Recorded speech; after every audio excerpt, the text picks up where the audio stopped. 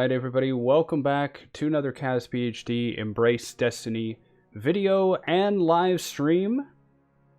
Today's a very special day. We are going to be reading through the Witch Queen Collector's Edition lore and providing our thoughts and analysis of it. So, for context everyone, this was originally streamed over at my Twitch channel, twitch.tv/Kaz_PhD, link down in the description. I stream there most nights. Content goes out there much faster than it does YouTube. And then we're going to repackage it over for YouTube later. So if you are watching this on YouTube, thank you very much for joining in. I'll try to put some timestamps and things like that. The way that this is going to work is I have scans of the Collector's Edition lore. I don't have the Collector's Edition. I know. I tried. I tried pre-ordering it twice. And by twice, I don't mean I went to the website twice. I mean, when it first came out, boom, I went to the website, overloaded. They said they were out, waited a week. They said they got more, went to the website, overloaded again, refresh, nothing. So, no Collector's Edition for Kaz, but thankfully, some good Samaritans have uploaded the lore book online. So we're going to be going through that. If you happen to be seeing this before February 27th, if you look at the top of the screen, there is a banner for Extra Life. We're currently raising money for the Extra Life, through the Extra Life Foundation, for the Children's Miracle Network. So here's the deal on that. I'm getting surgery next month, and for that, I have to shave. So I thought, why not make an incentive out of it? If we reach $2,000 before February 27th, I, Kaz PhD, will shave my beard live on stream. 27th of February, we are concluding the charity event with a PvP tournament. My friends, Mike and Alex, will shoutcast me. They will basically commentate on my games as if I'm some kind of professional athlete. It's always a lot of fun, even when I screw up. Even when I play badly, they're a lot of fun. And toward the end of it, if we have raised $2,000, then I will switch over and I will shave my beard. So if you're seeing this, link down in the description. If you're in the stream right now, the link is popping up right now. And you can go check that out. Help us meet our goal. All goes towards sick kids. So, alright. Let's just check a couple of quick things. One moment.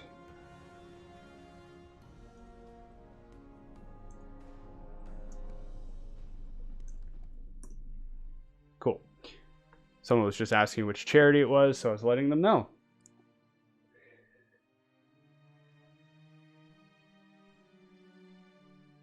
Alright, we're going to switch over right now. Let's hope that this all works. I'm kind of doing this in a bit of a janky way. Going to check with chat now if the music audio level is good enough, or if you'd rather the music be a little louder. Let's switch over. So the Collector's Edition lore, basically, I won't synopsize it yet, I'll save that for the end, but essentially it is a portfolio of files and letters from Ikora, as she is about to explain here. The way I will do this, by the way, chat, is I will read the entries, and then I will probably go back and go through my notes on them. Just getting myself set up so I can do both of those things. If you're on YouTube, apologies for the delay. If you're on Twitch, well, you're here anyway.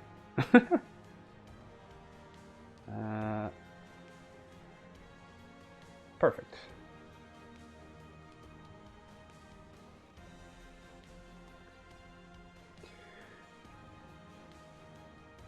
So, here we go.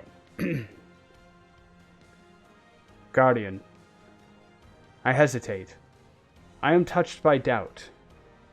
We must speak clearly, but you can't talk precisely without knowing precisely who you're talking to. Think of everything we said to Osiris. I feel as if I know you. But have I ever allowed you to know me? I used to act as fast as I thought, and sometimes much faster.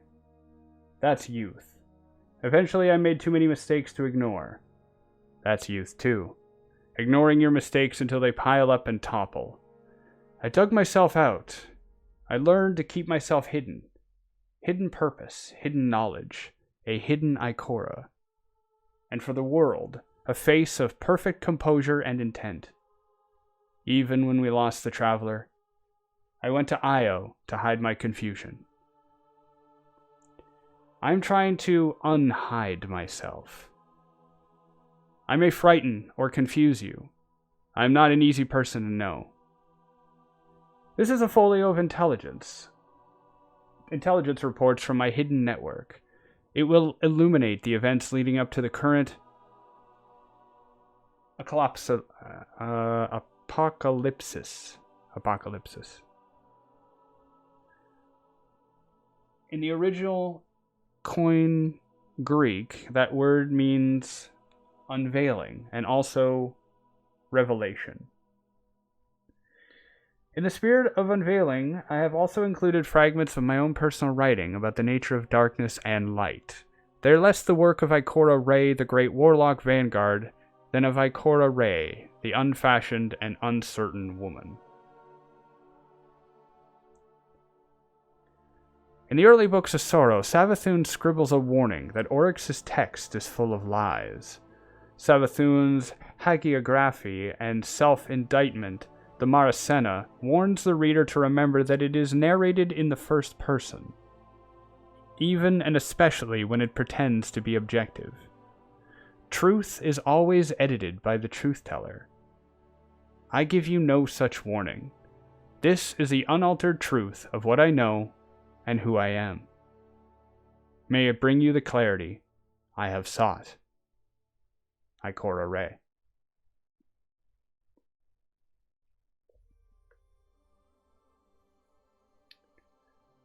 Alright, hopefully I'm just going to do a quick check.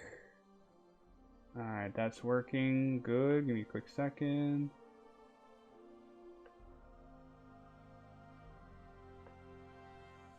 Okay. What is that on my screen? Oh, I see. There we go. Okay, so I'm not going to read through all of the numbers and coordinates, but it is important to look at these every now and again. For example, this is to Ikora Rey, IKO 006. The subject is talking about ghosts, suspicion, and the agent, CHA 319. We'll come back to who this is in a moment. Subject. Initial report on unpaired ghost communities. 1. Hey, friend. 2. I know I'm not allowed to say that to the Warlock Vanguard or to IKO 006, but given that we're under double trouble encryption, I'm going to say it anyway. How's your whole mess in the city? Glad I missed all that. I've completed my ethnographic survey of iterant unpaired ghosts who prefer intra-ghost interactions. It'll make a neat paper. As a cover story, it was pretty good. These ghosts tend to be thoughtful and introverted, so, like most introverts, they respond well to people who are interested in their thoughts. And they seem to find it very self-affirming to dislike me. I guess it's nice to confirm you still prefer yourself to other people. These introverted ghosts spend a lot of time hovering in circles, philosophizing. The longer they've been away from people, human people, ghosts are people too, the less they care about hovering at head height or facing each other when they talk. After a few months, they'll just scatter around to space, facing every which way. Like they're each posing for a photo. When they're not talking, I get the feeling that they're just sensing. The same way they can divine the character of a long-dead corpse. Whatever you want to call that faculty, they're using it. Speaking of, are we still using this sunyata friendship thing? Treating each other as sacred voids? If so, I'm allowed to say anything to you, and you are allowed to say anything to me. And we trust each other. We each trust the other to receive it without hurt. So, I'm allowed to say, I'm not sure people out here like you very much, Ikora. They don't know who you are. They don't have a sense of what you stand for. And you know, I do get that. I had to sneak up on you in your private library to surprise you, and I know you insist I didn't really surprise you, but still, even then, you talked to me about circles. Circles? Do you know what the Traveler's reawakening meant for the geometry of circles? You told me it changed everything about the semiotic role of circles in some paracausal invocation of the light. And I'm going to tell you the truth, which is, you didn't want to talk to me. So you talked about circles instead. I know people who can talk in circles, but you're the only one who can do it by talking about circles. I really admire your efficiency. These ghosts without guardians argue about two things. One is the exact nature of their connection to their undiscovered guardian. Is each ghost predestined to find one, and exactly one soul to raise as a guardian? Or does each ghost have a taste, a set of preferences that many dead people might satisfy? Could a ghost potentially raise anyone?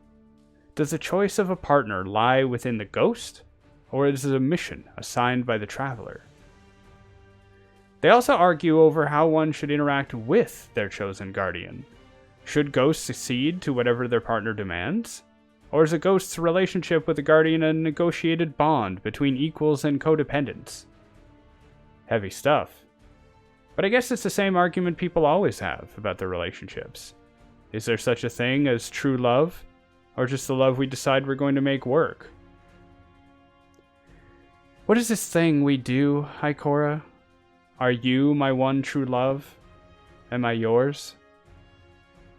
We agreed it's not love like most people have love.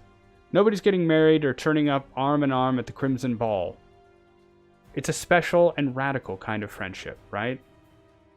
That's what you said. An endogenous need to strike the lies away from another soul. It's the promise to seek truth in each other without mercy or fear, but always with compassion. So, speaking mercilessly and fearlessly, but with compassion, where is our friendship now? What does it mean? Does it mean that I check in on you every few years and otherwise just let you do your thing? Is that your nature? To draw away forever while I chase after you and nag to be sure you're alright? Friend, you are not Marasov, and I am not one of her cadre. I'm not doing that. I want to see more of you, and I want you to want that. Maybe I shouldn't expect a lot of personal insight from the woman who wrote the Hidden Creed, which reads, and I quote, "Find thyself, know thyself, destroy thyself." But I'm really worried that if people don't know you, they might end up destroying you. Our much foreshadowed stranger saw the future, Ikora. You were dead. Dead because someone you trusted turned on all of us. Can't end on 9 paragraphs, too spooky. I noticed one common thread among these unpaired ghosts. They really like the Books of Sorrow. Ever since Eris deciphered the calcified fragments, Guardians have been fascinated by the history of the Hive. But these ghosts, I don't think it's fascination. I think it's pity. They see the Hive as an exploited underclass, for goodness sake. Victims of a cosmic parasite that tricked the poor Krill into eternal slavery. No wonder they haven't found their guardians. They don't want to help anyone kill Hive. But this is troubling, isn't it? Because if ghosts can decide they have moral qualms with raising guardians, and if they can convince other ghosts to follow suit, we're going to need a program of counter-persuasion. We'll have to start keeping an eye on the morale and loyalty of our own ghosts. This way lies a terrible future. Message ends. So pretty heavy stuff. Question coming in from the chat. Do you think it's possible that unpaired ghosts are not looking for human awoken or exos and possibly at other races as they move towards the light? I mean, anything's possible. I think in general, I think in general, I mean, we don't know exactly the nature of the light, the traveler, or their reasoning for connecting guardians. Even this part of the lore here discusses that. Ghosts don't know what connects them to their guardians. So it's possible that something about humanity, and by extension the Awoken and Exos, made them special enough that ghosts considered them. But there is a lore entry from the Constellations lore book where one of the speakers, maybe the earliest, I cannot remember, one of the speakers witnessed a ghost. No, it wasn't the first, but one of the speakers witnessed a ghost resurrecting a person. And in another part of the Ghost Stories, I think it's Ghost Stories Part 2 or something, the Ghost Stories lore book, there's a ghost who is searching for their guardian, their first time resurrected guardian. And they found an Elixni, a fallen. And they felt the connection, and they were very concerned, thinking, I'm a ghost. I've seen fallen kill humans. And the traveler is nestled above humanity. What should I do?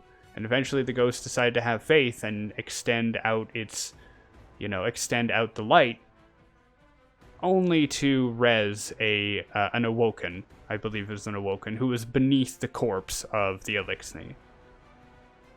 So we don't understand exactly what connects them, but I do believe that ghosts are just looking for the connection, and in a way it's good because it means that anything that has the proper connection can be, sought after by the ghost, including the Elixni. But in a way it's bad because if anything could be sought after, then maybe it's not anything on a morality sense. Maybe any creature could be compatible. All right, we're going to switch over to my notes for a minute, and we're going to go through these. Thank you. All right. Okay. So first thing to note is the guardian who is speaking to Ikora is Chowko Yong. You can find Chowko in a couple of places if you search the Ishtar Collective or Destinypedia, but Chowko Yong was most... if you're a warlock and you have the Vesper of Radius chess piece, you can pull that up, open up the lore card, and you'll see Chowko Yong there. Yeah. As said here, she is a hidden agent and a close friend of Ikora's. This is a theme that's going to come up a lot in this lore book, but there is a back and forth with Chowko and with Ikora. I put friend in exclamation marks because I believe that is the least I could do.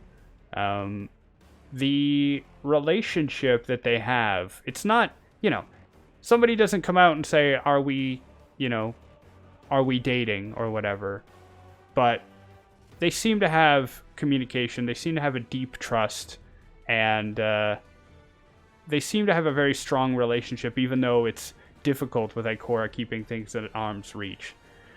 On a personal note, I do wish and hope that these kinds of relationships become more clear and explicitly stated in the game. I think with it being 2022 now, we can move past, worrying about such things. But I'm not running the game or the company. Okay, so Chowko is investigating introverted ghosts, and as said, without a paired guardian seem to become quite introverted. Chowko and Ikora have a sunyata friendship where they can talk to each other openly without the weight of meaning or feelings. Sunyata, I mean, I'm no expert in this. I had to Google a few things as I was, reading through it. But it essentially talks about a void, it's fitting that Ikora is known for being a void warlock, because even in her friendships, she carries on a tradition of this void, of basically it's basically an attachment without an emotional entanglement. It's a little standoffish. Chowko tells Ikora that people don't really know her or like her very much. I definitely agree on the first part. People don't really know Ikora. She doesn't allow herself to be known. And because she hasn't had much of a mechanical purpose in the game, Some people don't like her. According to her research, ghosts argue over two things. Who can be chosen? Is it predestined or a series of virtues? And also the relationship with the guardian. Is it dependent or codependent? Ghosts also seem to really like the Books of Sorrow. They show concern for hive worms. They don't want to even pair up with guardians because they want to protect the worms. This presents a problem, of course. If ghosts can lose morale and lose belief in the light, they will turn away and maybe turn other ghosts away from the cause. Meta-narratively speaking, this is obviously setting up Witch Queen. We know that ghosts are going to be utilized to, empower the Lucent Brood. So this is making me wonder, are those ghosts going to be... I had assumed that the ghosts were simply a shell that had been just filled with light that Savathun had stolen. Kind of like a remote control with new batteries in it. But it does seem that some of these ghosts may have a morality that breaks away from the Traveler. And we've seen some of that before. We've seen ghosts in lore cards from Season of the Hunt, I believe. Chosen. Worthy, I think even. Ghosts turning away from the Traveler. And perhaps these ghosts who are choosing to revivify the Hive truly believe in what they're doing. Scary thought. Alright. Let's jump back. Now, we jump into the first calling of the Hidden. Some of these tenets had been known before and discussed in other parts of the lore. What follows is a set of the original, kind of the original tenets of the Hidden, some additions, as well as Ikora's own thoughts. First calling of the Hidden, annotated. I feel the need to ground my commentary here with anecdote. Number 1. Find thyself. To be Osiris' student was to orbit a star. The man would occlude you if you let him, and if you came too close, you would be burnt. It became tempting to define yourself only by your distance and angle with relation to him. Today, he is distracted but warm, so I am at a close approach, but a high inclination. This was a mistake. You must know who you are with respect to yourself. This is not an emotional allegory.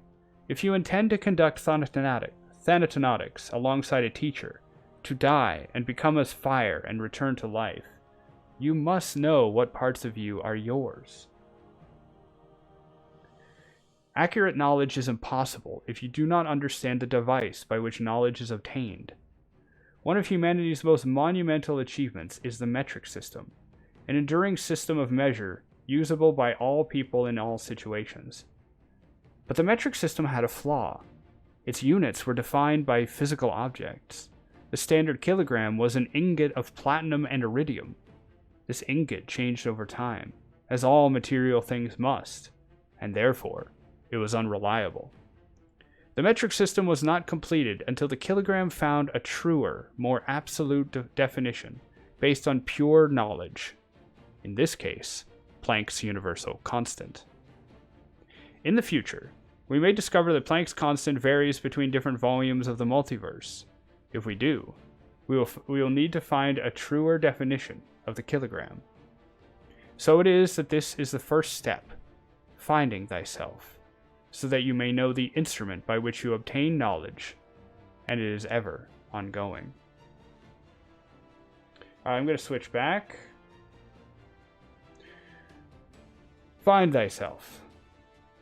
Knowing yourself is important to knowing anything else, but self-knowledge is ever growing, changing, ongoing, like how the metric standard changed from an ingot to Planck's constant. For those interested, Planck's constant is a real physical term. If I'm not mistaken, I believe it refers to the smallest observable wavelength in nature, which is a... Or does it refer to the... Yeah, I believe it might be the phase differential between when an electron from a hydrogen atom loses or gains energy. Anyway, it is a constant. It is something that can be measured, and it is not affected by temperature, heat, pressure, volume, anything like this. So if you base your units of measurement off of such a constant, then you have a kind of a truer, more solid definition by which to balance yourself against everything else. To speak a little more plainly, if a lot of people when they ask, in North America, we measure how much a person weighs by pounds. But in Europe, they measure how much you weigh or how much mass you have in kilograms.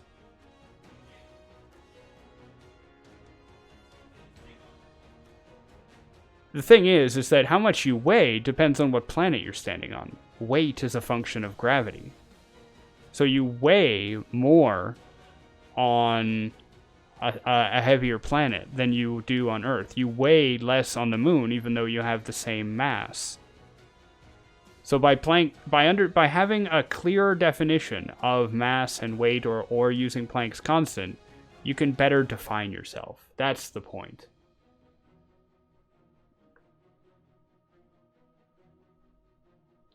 Number 2. Know thyself. I thought I knew myself. I fought in the Crucible, which requires self-knowledge to check the impulses that control most Crucible players. I'll go straight to the ammo drop again. This time, it'll turn out differently. No, fool, it will not. I'd flown high-risk scouting missions far from Earth and always returned. I had even bargained with an Ahamkara, and I thought came out ahead. What I had wished for was a teacher greater than me. But I did not know myself. I could find myself, certainly, but the map is not the territory. Just because I could locate Ikora Rey did not mean I could enter Ikora Rey and understand her. And if you do not know the interior mechanism of a device, you do not know what the device will do. I found myself in a place of crisis. The Vanguard had determined that the Ahamkara had to be made extinct. But to confront Ahamkara, you must know and accept exactly what it is you desire. You must let it pass through you without either repudiation or longing, or it will become a wish for the Ahamkara to feed upon. And oh, the longings I hated to have. To shatter Ophiuchus, to astound my critics with the display of my full power, to die alongside Osiris and be reborn as one being in an entity of fire, to burn poor Chalco to a temporary smoking smear and laugh at her astonishment. We are all full of these perverse impetuosities. It is one thing to purge yourself of all incorrect and unacceptable thought. It is another to know it and accept it and to let it be. When you have reliable instruments of measurement, you may then measure yourself. Truth is universal, but universal truth can only be acquired through personal truth. This is the foundational paradox of Gnosticism. To know anything beyond the self requires self-knowledge, but the self cannot be known without understanding the laws that drive it, which can only be known by observing the world. How do we escape this cycle? This conundrum offers an escape from the Botsman brain sophistic trap.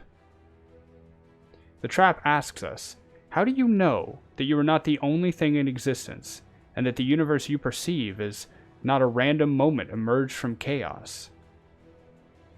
The answer is that a randomly emerged illusionary brain, the product of a probabilistic demiurge, is cosmically unlikely to contain both the memory of an imaginary universe and knowledge of consistent mathematical and physical laws of which describe that whole. If the world is an illusion, then why would it produce the illusion of a physics that consistently explain its existence? Which is more probable, that we and all we see are an enormous coincidence, or that reality is in fact determined and evolved by a consistent set of laws? The existence of an objective reality is more probable. If objective reality exists, we exist in it. The truth that we see in the world around us allows us to induce the truth of our own persistent existence. To know thyself is not only to look within, but also without. It is impossible to know thyself without knowledge of the universe. Whew. That's a heavy one. Let's jump back over. Oh, I took all of that and I compressed it down into 2 points. Oh my god, okay. If you are the only thing in the universe, how do you imagine with such clarity a universe defined by so many laws and systems? To know yourself is to know the universe, and vice versa. I should add one more note, actually.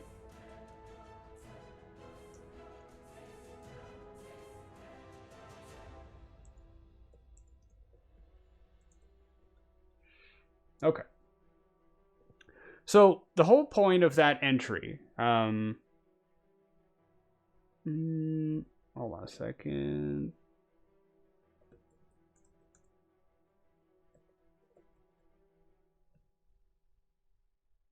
There we go.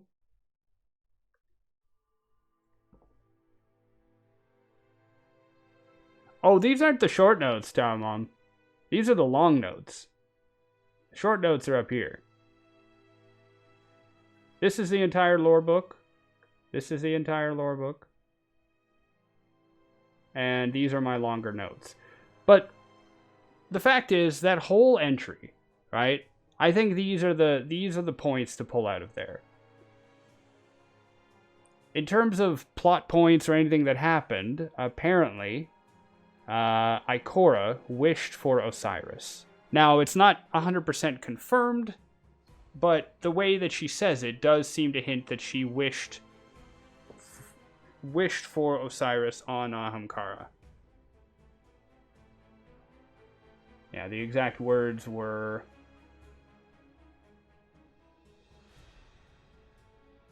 where was it?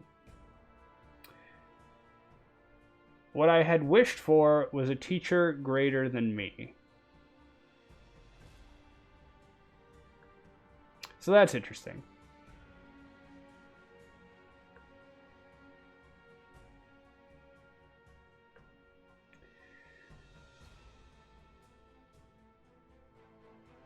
Now, do I think that Ikora literally wished the Ahamkara into being? No. And like most bad genie stories, it's possible that the Ahamkara didn't really do anything. It just fed on her desire. Maybe it helped point her in the right direction, or helped align fate so that she would meet Osiris. Maybe it did gift Osiris, power or something. But I think that takes away from the character of Osiris himself. So I'm just going to say that, yeah, I think that's interesting. The rest of the entry deals with Gnosticism. It also deals with solipsistics. Basically, when you're trying to know about the universe, you start from yourself. That's what you have control over. That's what you know. And then the question always comes up, well, if you see the universe only from your own perspective, you're going to be limited by that. And if you are already limited from yourself, trying to measure the rest of the universe will be folly, right? Try to build a bookshelf. If the foundation of your bookshelf is not great, then the rest of the foundation of the bookshelf will also not be great. It's a pretty simplistic way of putting it. So this whole section is essentially trying to remind the Guardian and anybody who reads it that to know yourself is to know your place within the universe, and thus to better know the universe, and vice versa.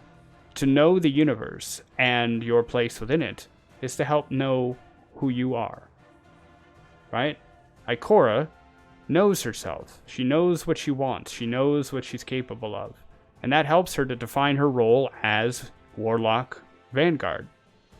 But also, her being the Warlock Vanguard helps her to know what kind of person she needs to be. So it's a cycle. Next, destroy thyself. When I battled Azarim, he defeated me. He showed me that he could make all my desires real, and I succumbed. It was Wei Ning who broke me out of the trance of creation I had fallen into. Moments before I manifested a wish from the quantum vacuum. 4 dead strangers returned to life, forgiven their desperate grab for my ghost, so that I could forgive myself for how quickly and lethally I had responded. If I had finished the wish and fashioned them, I would have annihilated myself, Ophiuchus, and everything around us in a particle-antiparticle catastrophe. What Wei Ning did was punch me in the head so gently that I only had a concussion. I do not advise this as a way to destroy the self, but as an analogy, it is useful. When you have located yourself, destroy yourself. Grip yourself like a hand shaking a hand. Find the weak places and squeeze. Throw yourself at yourself like a rising tide upon an ancient fortress. Do not stop when your soft places are eroded. You must continue until nothing remains. In this manner, you will gain 2 vital gnosis: the revealed knowledge of your own strengths and weaknesses and failings, and the practiced knowledge of how to reconstruct yourself when destroyed. In one Gnostic tradition, our universe is the creation of Barbelo and Sophia, whose mimicry of the unknown god's emanations gave rise to Yaldabaoth, the lion-headed serpent. Yaldabaoth, the demiurge, crafted our world from the archons that rule it in mimicry of the true spiritual world, which is called Pleroma.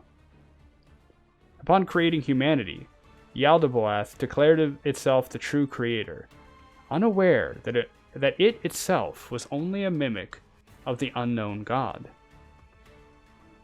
The key understanding here lies not in this fabulism, nor even in Yaldabaoth's failure to destroy itself and reveal the truth, but in the relationship between the Gnostic tradition and the Book of Genesis. This Gnostic tale comes before the traditional Genesis, totally recontextualizing it, even destroying it. In retaliation for this transformation, the Gnostics were destroyed by more orthodox faith. We cannot understand ourselves unless we know our own origins, and we cannot accept our origins unless we are willing to destroy ourselves. Whew. Alright, what does this mean? Okay, a couple of facts. During the Great Ahamkara Hunt, Ikora fought Azarim, who entranced her. Now, Azarim, you can find more details on Destinypedia or probably on Ishtar Collective as well. Azarim was banned from the Dreaming City, but he did return and beguiled some Awoken. Basically, he returned and entranced some Awoken, made them jump off cliffs. Yeah, it was pretty awful. He was kind of like the Pied Piper of Ahamkara. Ikora almost made a wish to bring 4 people back to life, people she had ended for reaching for her ghost. I imagine this story as a young Ikora, right? Maybe she was revived in the middle of a group of people, or maybe as she was adventuring, people suddenly reached out for her ghost, and she, being young and impetuous, took them out quickly. It is what Guardians do, after all, is we are lethal. We are machines of war. And she almost wished to bring them back, but she believed that if she did, she would have been destroyed. Not figuratively, but literally. Wei Ning was a Titan and a member of Eris Morn's fire team, the one that was lost on the moon. Incredibly strong Titan, literally knocked Ikora out of the trance. Furthermore, the whole point of this Destroy Thyself section is find your weaknesses, and when you know them, then you can not only prevent yourself from having them, but you can build yourself up again. Right? We all surround ourselves with We all surround the fundamental truth of ourselves with ideas and with structures and other things. And Ikora is suggesting that if you're able to get rid of all of that, find your weaknesses, destroy all of them, what is left and what you build up afterward is a better self. There's an allegory here about Barbello and Sophia. And as I stated here, they created the universe by trying to alter the unknown god's emanations. So basically, according to this, there is an unknown god who has a emanation, a speech or a song. Barbello and Sophia tried to, they created the universe by trying to utter the unknown god's emanation. So imagine before the universe began, there's an unknown god, and sub-creatures of this god tried to replicate what it was doing, and in so doing, they created the universe. This also created another being, Yaldabaoth, which then created the world. And because it created the world, it believed itself to be the true god. So as I'm saying here, Ikora is talking about finding the source of yourself so you're not fooled by your own later designs and machinations. But this could be a direct hint at the beginning of our own universe within Destiny. In the Book of Unveiling, thank you. In the Book of Unveiling, it's discussed how the light and the dark fight, and their fight creates the universe. Now, people have been wondering if there's going to be something above the light and the dark or beyond them. I don't personally believe that. I do believe there's other things other than the light and the dark, but I don't believe there's a power above them. But it's interesting to look at this as a potential prequel to the Book of Unveiling.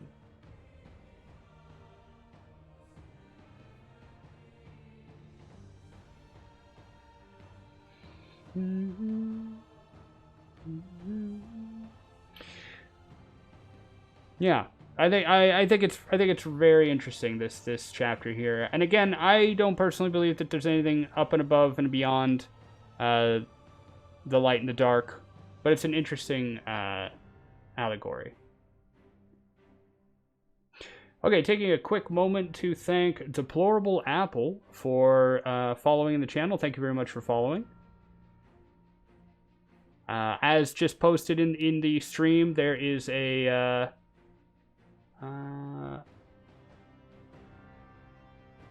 yeah, we're not too far into the stream, but there's a link to the Discord if you'd like to join. We have a fashion contest going on. If somebody could put the charity link down there, we're trying to raise money for Children's Miracle Network. The let me go back here. We're at almost $1,200. Hopefully we can get to 2,000 by February 27th. That's the goal. And just as a reminder, as the welcome message popped in, we do 3 things in the channel. 1, this is a positive, this is a respectful, inclusive space. I like to call this the Ward of Dawn. So we try to provide a place where people can relax and have a good time. Number 2, we like to help people. When I'm not reading lore stuff, I'm usually doing dungeon runs, exotic missions. Any question we can help answer, we try to help any way we can. And our Discord community is full of people who do other stuff, like raids and trials and grandmasters and so on. And number 3, lore. I am a Destiny lore content creator. Somebody can put my YouTube link in the channel if they'd like. And I am currently reading the Witch Queen Collector's Edition lore and giving my analysis of it. So thank you very much for the follow. Yeah, I agree, Guardianus. The writing is it's intense. Yeah. So we are making our way through the hidden, the way of the hidden. Number 4. Shed thyself. When I battled Madhir, he tried the same trick as Azurim, but I simply became someone else.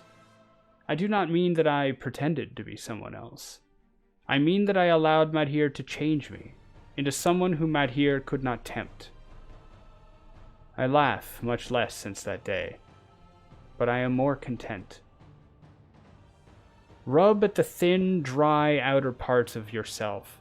Crawl shining and wet from that outer husk. All misjudgment is caused by the failure to shed the self.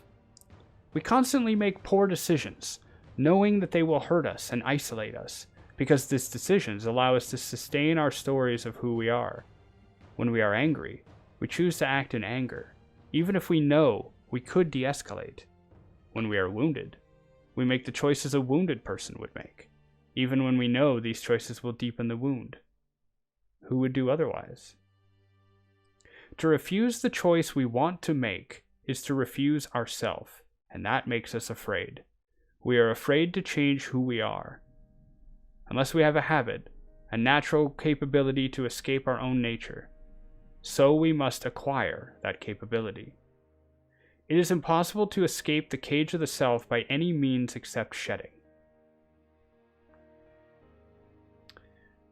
Coming back to my notes. Ikora fought Madhir, who was another Ahamkara, who tried the same trick as before. She shed the part of herself that would have reacted or lost, and thus overcame the Wish Dragon. Now, I do want to point out something I don't say here in my notes. This is a tough one.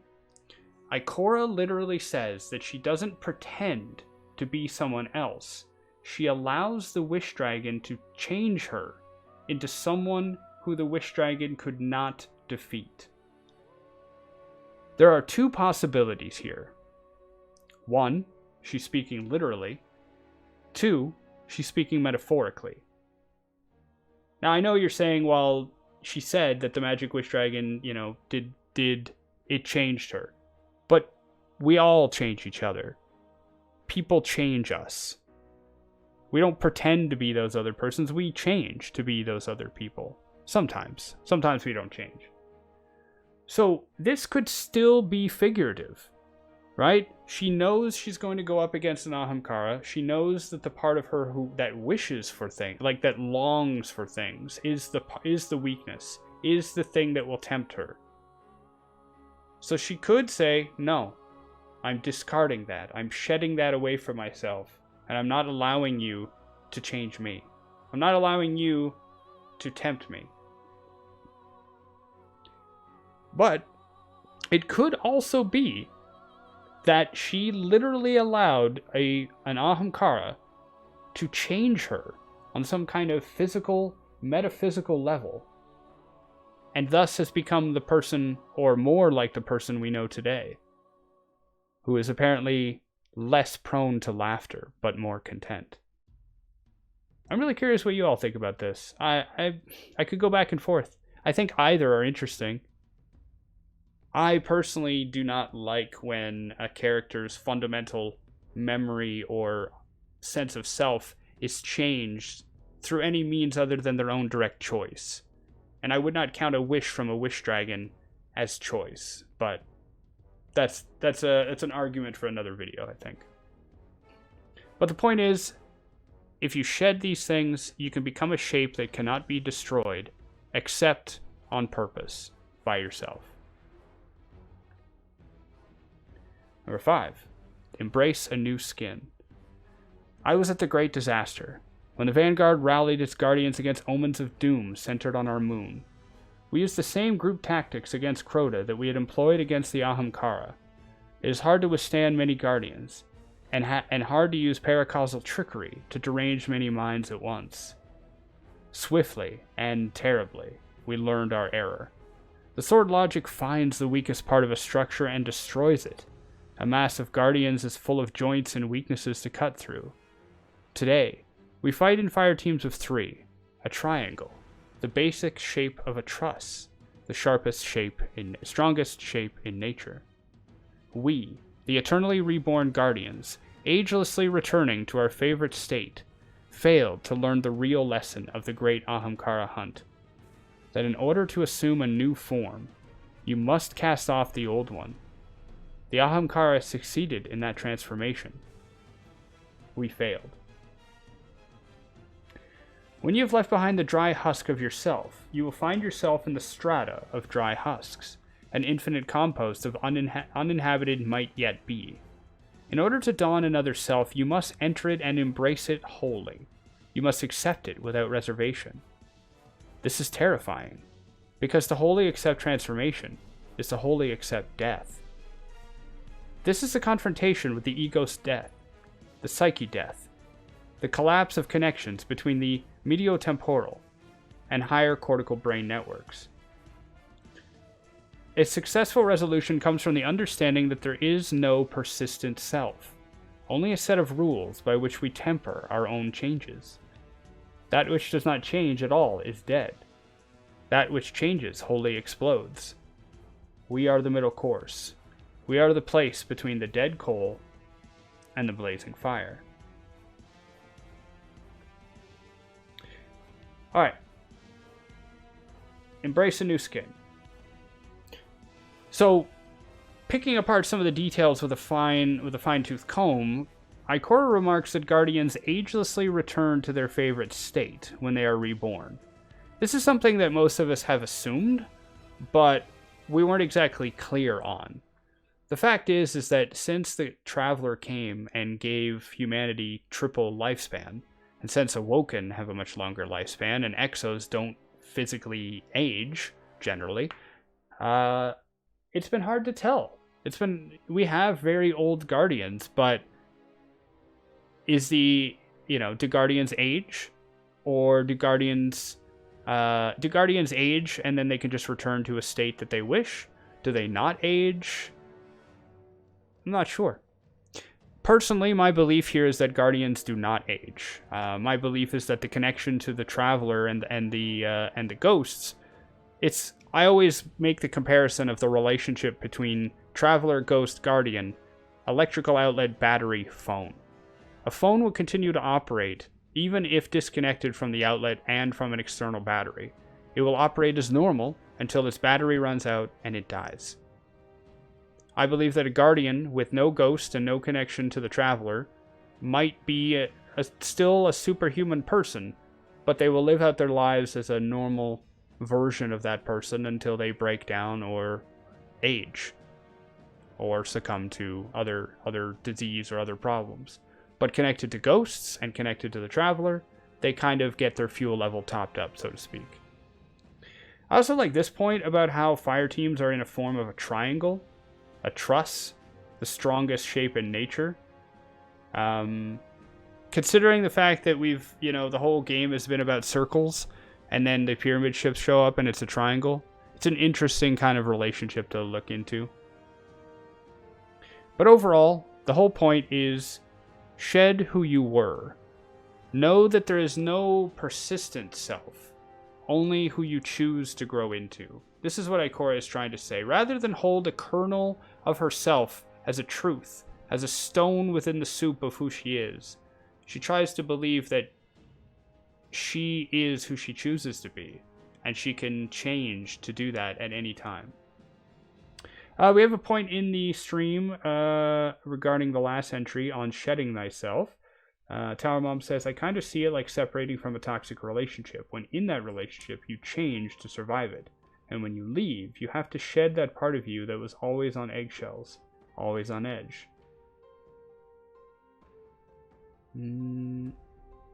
Yeah. That's a very fair point. And this is the thing. This is why lore analysis is tricky, because it can be poetical, it can be figurative, it can be literal. It can be figurative, but not in the way you suspect. So I think it's a very valid reading. Number 6. Become the many. I was a solitary adventurer, but I had to become a leader and teacher. I do not mean that I have become greater or gained a higher authority. I mean that I have learned to surrender my own desires in favor of acting for a common good. The needs of many impel me. This was not a balm for all difficulties. It created new problems. I nearly lost Ophiuchus this way. He was my complement, the strength to counterpose my weaknesses. And when I tried to become someone who existed for everyone, I left him nothing to exist for at all. This path is not a simple one. I sometimes lose sight of which way is forward. This step is simple, which is why it is the hardest of all. When you have mastered the ability to escape yourself and then take on a new self, you will then abandon the need to be a self. This is easiest for the Dawnblade, who understands the self as a perturbation of a field, like a vortex in water, a place of constant change, not separate from, but continuous with the surrounding universe. For hunters, this step may arrive from study of the natural world or from immersion in the human communities around us. For Titans, devotion to duty or to the perfection of certain acts is the natural way. All must arrive at this realization in their own way. Become the many. When you learn to serve the many, you abandon the need to be a single self, which helps everything above, right? If the above is about destroying your weaknesses, if it's about letting go of parts of yourself, letting go of the past, if that's the case, then if you dedicate yourself to helping others, then your own ego won't be as important. Holding on to those things of the past won't be the prime way that you function and exist or see yourself in the universe. And everyone comes at this in their own way. We are as unseen. We are as death. I failed the Traveler. And I failed Cade. I asked Zavala to declare war on the reef and to affix Aldrinsov's head on the Queen's empty throne. I had lost myself. I did not know myself. I did not destroy myself. If I had, I would have done nothing. But in the Red War, I could only do nothing. And so now, doing nothing felt like a trap. I wanted to do something. And so, I argued we should go into Savathun's snare. I spoke bitter words about Zavala then, but he was right. If we had done nothing, the curse would never have taken the Dreaming City. Failure visits us as inevitably as death, but we are reborn. There are no second chances, not for any choice we make, but there is always the chance to do better at the next one. Death comes unseen to all of us, and we do not know the hour of its coming or the face it will wear. We are the hidden, and we must be as death. They do not know the hour of our approach or the face we will wear. All knowledge ends in us, and yet we are beyond knowing. But as hidden, we must also accept that we do not see all, and we do not know the hour of our own death. We are the final repository of knowledge, as the grave is the final library, but we cannot know our own death until it has taken us beyond all knowing. How is it possible to fully know oneself when oneself will not be finished and complete until death? There is a right answer to this paradox. We are all going to die. It's all right to be afraid, to be angry, to be alone with the thought for a while, you know. You'll never be alone after you die, so loneliness is only for the living, and being alone is being fiercely alive. The trick is to make sure we do not all die at once. Some of us will die, and some will go on. And then those who went on will die, but more will go on. And this cycle will continue. And as long as it does, something of us will be part of it. 3.5 billion years ago, something came to life on Earth, and we are all part of it. It has never died. We are all going to die. But not yet. Not yet.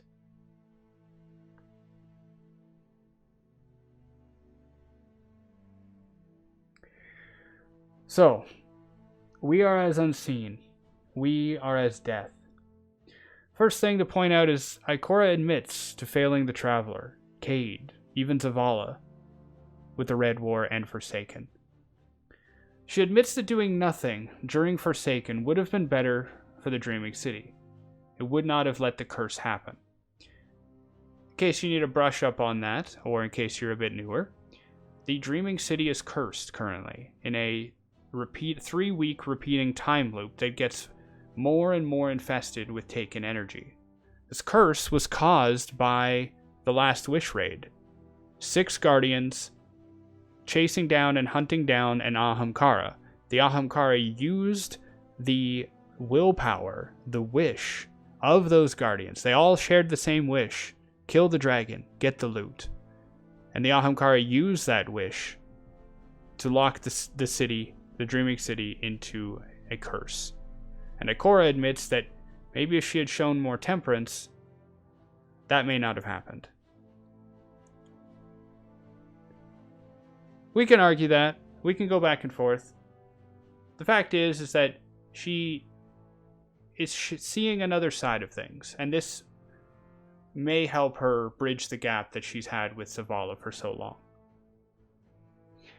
Hidden must be like death. Unknowable. It could be anyone, always hungry, always seeking.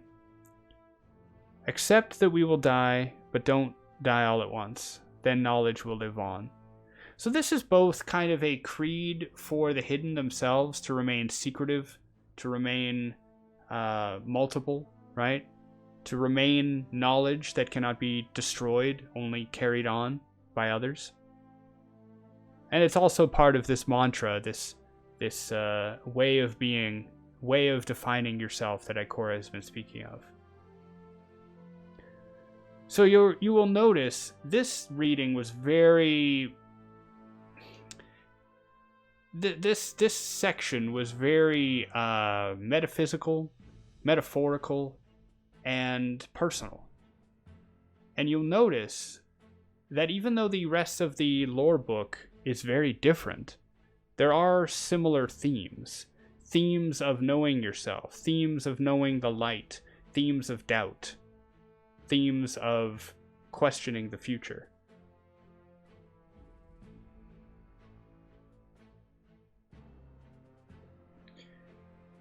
Next. Personal consensus, personal. So when you see this, it follows a set of basically text messages, interpersonal communiques between different characters. For some reason, and I don't know, somebody could point this out for me. I feel like I'm missing something very obvious, but Zavala and Ikora have this Van Sync, like CINC here. I'm not sure what that is. It comes up later, and it just seems to be, you know, it seems like you take the first part of either Titan or Warlock, and you put this other thing in here. I don't think it means anything. It just confused me when I first read it. Maybe I'm missing something very obvious. Vanguard Commander Zavala to Vanguard Ikora Ray. This is your latest move? Ikora, I'm hurt. Placing that stone at 624 is clearly suboptimal. You're going easy on me, and I won't have it. Ray to Zavala. Trust me. I have a feeling it'll make a more interesting game. If you don't believe me, put the game state into a Go engine. Zavala to Ray. Balderdash. The fact that you have a 50.41% win rate against me doesn't mean you can afford to treat me like I'm not here. By my reading, my whole position on the left flank is quite harmonious. I have the advantage in liberties and in initiative. You may have the better sense for the abstract game, Ikora, but I am a better logistician. I can't read that word today. And I know that 624 undermines your endgame. Ray to Zavala. Placing the conventional move here will drive this game into an echo of those who we've played before. Just a Yozeki writ large. We already know those moves, whereas 624 puts us in a totally new board state. Zavala to Ray. I'll get back to you after the consensus meeting. Or you'll be distracted the whole time trying to think up your reply.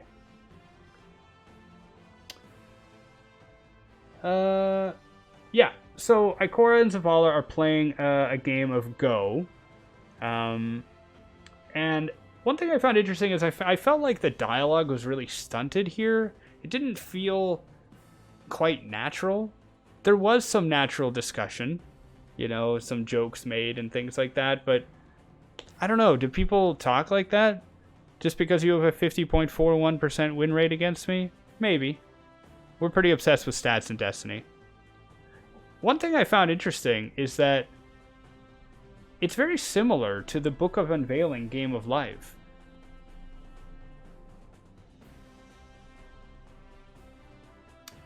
So in the Book of Unveiling, it talks about the Gardener and the Winnower playing a game back and forth. And that what would happen is that the game would always end the same way, with the darkness winning, following the same steps and the same rules. So the Gardener got bored, and the Gardener wanted a new game or to play differently, so they changed the rules. And I kind of see, even if this is not supposed to be fake or some kind of connection, it is interesting to see Ikora coming to the same revelation that the Gardener had. Play the game differently. Make it more interesting. Garnius in the chat says, only thing I can think of is Van equals Vanguard, of course. CI could be City. Sync might be like Messenger, some sort of communication. As it's just called Vanguard. Yeah, maybe like Vanguard intercity communication or something. Yeah, no, it's a good point. Yeah, it could be some kind of like, isn't the online aspect called VanNet? Yeah, I think it's called VanNet, so like I said, I don't think it means anything in particular. I think it's just a weird way of writing it. So I'm not surprised it's a communication app called VanSync. Yeah, that's a good point. Yeah, I like it. Okay.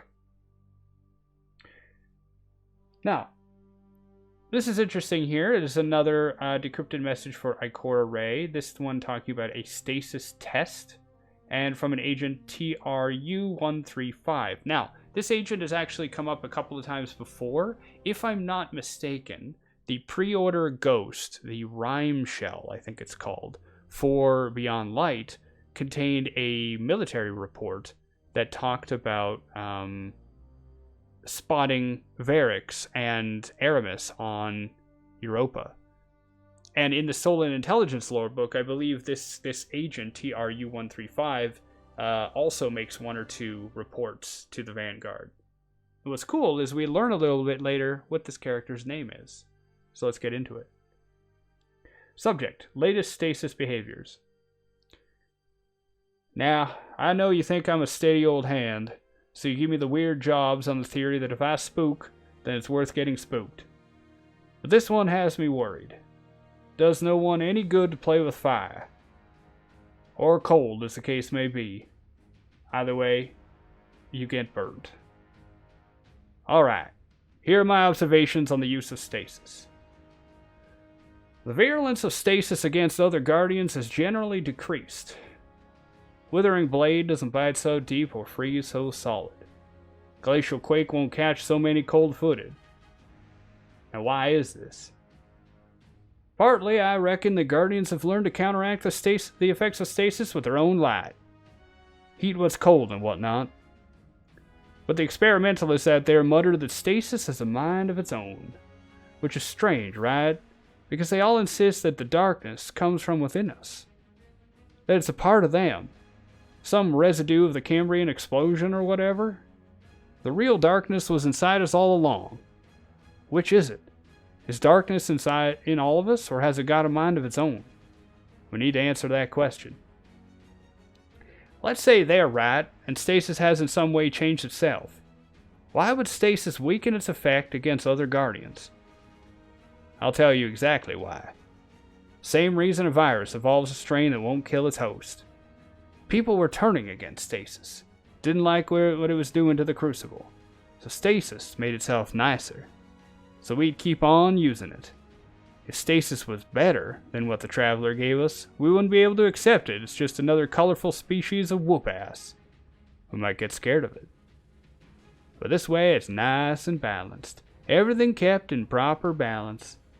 And doesn't balance sound like a goal worth striving for? Now, you asked me to keep an eye out for signs of cruelty among the Stasis users, but it strikes me there's a problem here. In the old days, we would call it statistical comorbidity, but maybe you fancy warlocks have some deeper understanding of synchronicity or hidden concordance or whatnot. What I mean is, can we tell if stasis makes people cruel or reckless, or in the best cases, very bold? I see stasis users who shouldn't have any kind of power, never mind stasis, and I see decent guardians who took to stasis as an urgent necessity. It's the old question about Thorn. Was Dredgen Yor corrupted by his weapon, or did he just need an excuse? Maybe stasis really is just a tool. Maybe the only moral valence it has is what we bring to it. Cowlick still refuses to examine the stasis crystals with their own unique senses, and I'm not gonna make her. Poor ghost shouldn't have to stare into what hurts her. Best details she could get with secular instruments attached. However, Cowlick is pleased as punch to go over the results and come up with theories. I'll leave the FLAC parametric analysis and all the other numbers to her. Now, I do know something about viruses from my frontier medicine days. I know the gentle strains of a virus have a competitive advantage if they keep their host alive long enough to jump to a new one. So we can imagine stasis as a virus, maybe even a virus with purpose, limiting its virulence so as to get at the rest of us. We've got to remember that a virus only evolves to go easy on its host when that makes it more successful. It's a myth that all diseases evolve to coexist peacefully with us. A virus will crank up its lethality to 99%, so long as that viciousness also lets it reach a new host. If a virus could make people explode, like rotten balloons, and infect everyone nearby, a virus would do it. Viruses don't give a damn for anything except making more of themselves. They certainly don't give a damn for their own long-term viability. They're too stupid to think that far in advance. So keep in mind when it comes to assessing the safety of stasis. After all, it is a power we use to explode each other like rotten balloons. And keep in mind that a virus isn't evil. It just wants to exist. If there really is a distinction between stasis as a power and the voice in those ships, if one can be separated from the other, then maybe stasis isn't intrinsically corrupting. Or maybe it is corrupting, but only when it's tied to the voice behind it. Maybe we can wrest it free. Who knows? Not me. Truth out. Message ends. Mara said there was a difference between stasis as a force and the will that guided it. But there is no question that the interlopers led us to stasis. The enemy has given us a tool. Does that make the tool the enemy? It's a pretty good summation of everything that's going on there. Going to jump to my notes for a quick moment. Yeah, so we know that TRU-135, a hidden agent for Ikora, his name is Truce. Obviously, by my reading and by the diction and the word choice, this is a frontiersman. Some kind of cowboy-like figure. It remarks that the effect on stasis on Guardian seems to have decreased, and as I point here, I do love how Bungie will incorporate sandbox changes to lore. You can see this in a few other places, like I believe the Mida mini tool, Crimson, Red Death in Destiny 1. There's a number of weapons that reference the Crucible and the sandbox changes. Yeah, so stasis has less an effect on Guardians. Now, in-game, it could be that Guardians are more used to it, protecting it with the light. It could be that stasis has evolved to, quote, make itself nicer, not to kill the host, but to spread more. Now, this is interesting, as Truce says that he has seen stasis users who shouldn't have any kind of power. So, those seemingly not paracausal have stasis. Now, Aramis counts, technically. Aramis was able to wield stasis even though she was not paracausal, as far as we know. So that's interesting. I wonder if there are other people out there who are wielding stasis who did not wield the light before. Besides the Elixni. I just mean, are there other people, like other kinds of people out there? I don't know. Are there, humans in the last city with the power? Truce's ghost is named Cowlick, and she will not directly scan or examine Stasis. He remarks that viruses only evolve to spread better, but they'll become just as lethal if they know they can spread afterward.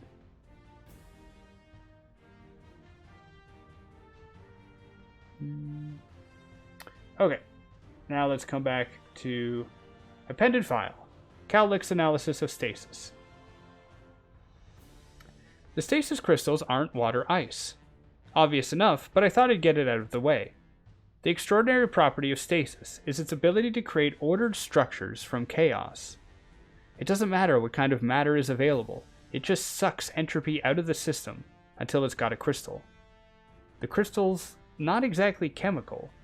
The normal electromagnetic interactions between atoms are suppressed in favor of something weirder, a bit like spin metal. Examination by scanning and tunneling electron microscope, plus X-ray crystallography and neutron diffraction, if we want to be exhaustive, revealed a highly ordered crystalline structure at the nanometer scale. Results included a lot of lens artifacts, so I had to resort to makeshift tychography. But I've attached what I could see. As far as I can tell, we're looking at conventional baryonic matter, not reified virtual matter, space-time at a true zero energy state, an excitation of some level field, or, traveler save us from Van Net theories, super extremal naked black holes masquerading as particles. Now, I am a little disappointed to discover that the super vacuum hypothesis is out. Quantum physics says it's impossible to know the exact energy state of a volume of space, and zero is an exact energy state. So it's physically illegal for a volume of space to have zero energy when observed. That's why we get random particles popping in and out of the void. They're created and destroyed by the energy of emptiness. Some warlocks thought that if you carried out the impossible task of sucking all the energy out of a volume of space-time, nulling out even the 0-point fluctuations and achieving a true void, then you could achieve a physical regime where space and time themselves cease to exist. Instead, you've got a space-time condensate, a superfluid vacuum capable of interacting with itself to generate structure. In this theory, the stasis crystals were a cold so deep that they froze space-time itself.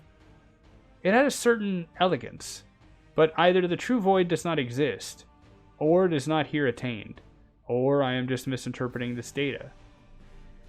The crystalline structure of the stasis material is both spatial and temporal.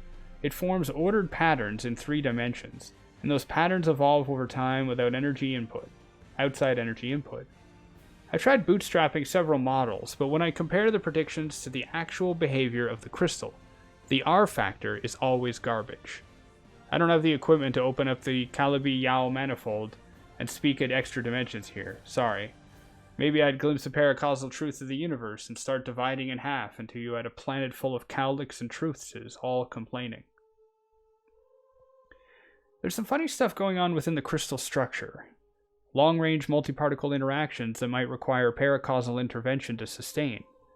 The crystal also soaks up incident motion and energy, which it converts into mechanical work. This is how these crystals form so rapidly, and why they're surrounded by such intense cold. Think of it like a nucleation event in a false vacuum.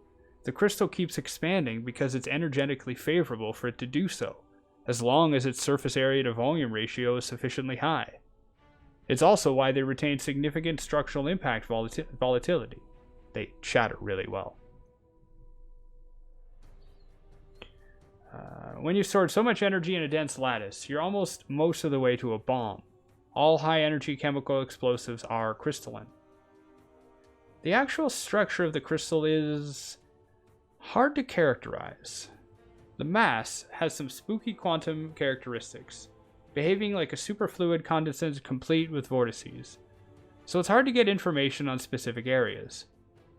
You get domains of the crystals behaving as single particles. By poking random spots, I've got the idea that the crystal is composed of different isomer territories, which compete along their boundaries to recruit each other. The isomer domains also generate mutants within themselves, which spread and take over if they have superior recruiting properties. I've even seen insisted laboratories where mutants compete before the winners breach the barrier and spill into the surrounding lattice. Our three queens in action again. I promise not to dive into Beiberbach's theorem and abelian subgroups, but there's some fascinating math going on here. Now, if you're up on your theory, which I am, you know that crystal structures are closely tied to symmetry groups, which by Noether's theorem are mathematically equivalent to conservation laws. They're descriptions of the ways you can transform a physical system without breaking the rules of that system. All those old kooks were right. Crystals are the basis of reality. Sort of. It was spontaneous. Read quantum. Breaking of symmetries that created our universe. Random perturbations that caused uniform fields to depart their symmetrical but unstable initial state and settle into one of many possible configurations, permitted by the laws of physics. Like a ball rolling down the symmetrical peak of a fashionable sombrero and settling somewhere on the brim. So, that's high-level cosmology, but at the lowest levels of condensed matter physics, the crystals we're looking at here are a product of the same spontaneous symmetry breaking mechanism. Matter cooling down abruptly, generating structure. What I'm getting at is that the stasis ice is produced by the same mechanisms that created the entire universe from nothing. Cold order from hot chaos. Wild, huh? Makes you wonder if we could use the light to heat everything back up to the primordial fire. Let it all cool down into a different shape. Maybe even a better one. But that's the optimist in me talking. Mathematical details appended. P.S. Something unnerving just occurred to me. The stasis crystals probably contain domains of superconductive electron flow, and space-time crystals are one way to implement a quantum computer. Those are both very rich media for computation. If there's evolution occurring within the crystals, as domains compete for advantage, that might favor domains with useful internal simulation of the world around them. Almost Vexy. There might be cognition and computation happening in the stasis crystals, thoughts in the crystals themselves, in that short span between their creation and destruction. Tiny, swarming minds created and annihilated in the detonation of a grenade. Maybe something to put Shimizu on. End of Henman. Alright, you follow all that? Alright, let's go back up and go through it. So, the short version is what I wrote over here, I believe. Okay. So Cowlick, Truce's ghost, is examining Stasis. She reveals that it's obviously not ice, but it doesn't appear to be a zero quantum vacuum either. So what we mean by that is that it was theorized at one point that stasis... Well, think about it this way. When you breathe, there is air moving around you. You can't see it, but it's flowing all the time. There's always particles. So there was a theory for a long time that stasis... Imagine stasis as a knife that cuts between all the air in the room and spreads that air apart. And that the area that is encompassed, the volume that is encompassed by your glacier grenade, is actually a zero quantum vacuum. It is an area without any particle in it. Or energy, for that matter. But that does not exactly appear to be the case. At least, according to the physics that the ghost here understands, it's impossible to know the energy state of a volume of space. This kind of relates to the uncertainty principle, but basically, if you were to take a picture of an atom, then the electrons that move around it would either appear blurry or very clear. If they appear blurry, it means they're moving very quickly. So you know their speed, but you don't know their position. If the picture appears clear, then you know exactly where they are, but you don't know how fast they were moving as that picture was taken. So, by that same, it is apparently physically impossible to know the energy state, the energy of a volume of space. And if that's true, and you believe that the volume of space has zero energy, that breaks the rules. Now, is it possible for stasis to break the rules? Of course. The light and the dark are paracausal. They exist outside of cause and effect, and they play by their own rules. So, as much as I, tend to try to believe what ghosts are telling us, it is possible that, there's enough magic in destiny that certain things can be hand-waved and believed.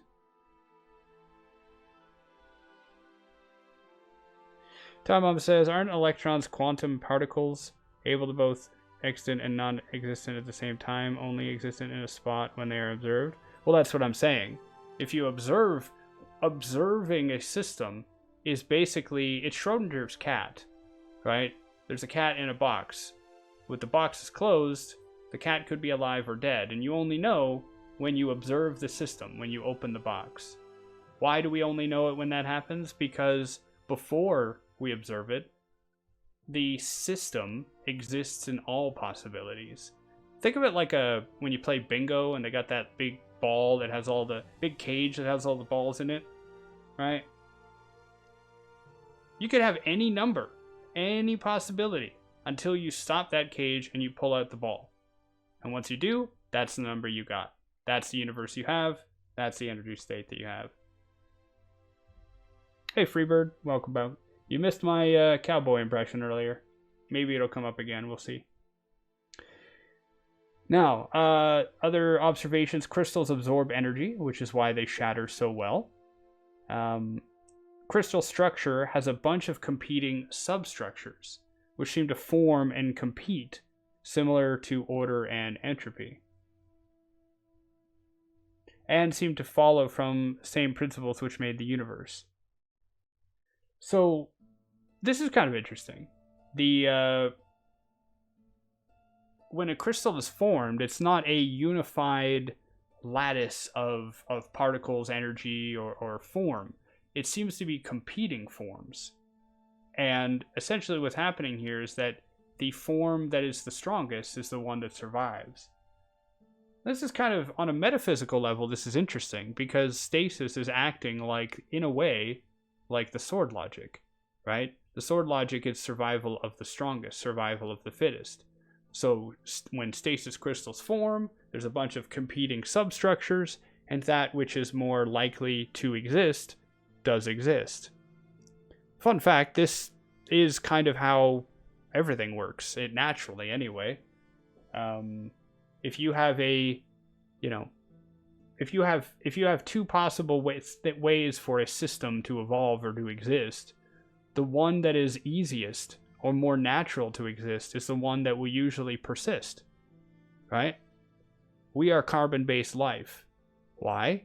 Well, in our corner of the universe, in our state of being, carbon is basically friendlier. Carbon bonds more easily with more things than other, and is common enough that it can form life, organic life. So, yeah, sword logic in action. Now, another part toward the end. Crystals are apparently containing superconductive structure. It would be advantageous for these crystals to understand the world around them so that they could better adapt to and survive in that world. Crystals may favor subforms which have useful internal simulation of the world around them. Hey, Freebird, thank you for the 100 bits. Thank you so much. Really appreciate that. So, what does that part that I just read mean? Well, think of a glacier grenade. You throw it on the ground, you create a little block of stasis ice, quote unquote. Inside of that stasis block, there are a number of, let's call them teams, these subforms, and they're all competing. Which one is going to be the champion? Which one's going to be the strongest, come out on top? Well, you know, there are basically three things that would determine that. Their performance, their, background or natural state of being, and any strategy or information that they may have to win the day. Well, their performance is going to be all the same, because they're all these subforms are all following the same rules. But their background, their establishment might be different, right? Certain subforms may be stronger than others. And something that can help make these subforms stronger is if they're able to observe outside of the stasis crystal. So essentially, you throw a stasis grenade, it makes a little wall of stasis. Inside are a bunch of competing forms. Some of them are observing the world outside of the crystal to try and understand what are the conditions outside of the crystal. What do I need to be prepared against? What do I need to do to better survive? And then the crystal will favor the forms that are more knowledgeable and likely to adapt. That's very much like a Vex simulation. So there might be a hint here that there is a closer connection between the Vex and the darkness than we knew before.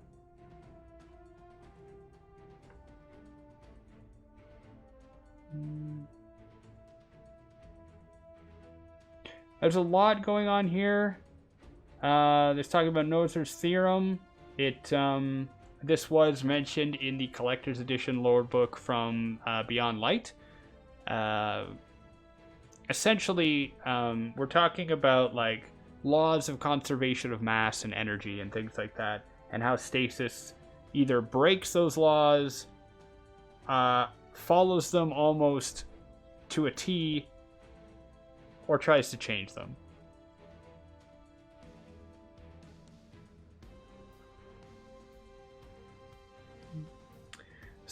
Some appendices here. Beautiful stuff. I'm really curious. I haven't been following, but I am curious how any of this is going to help with the raid. I wonder what some of the clues are. Always really glad when Bungie does this.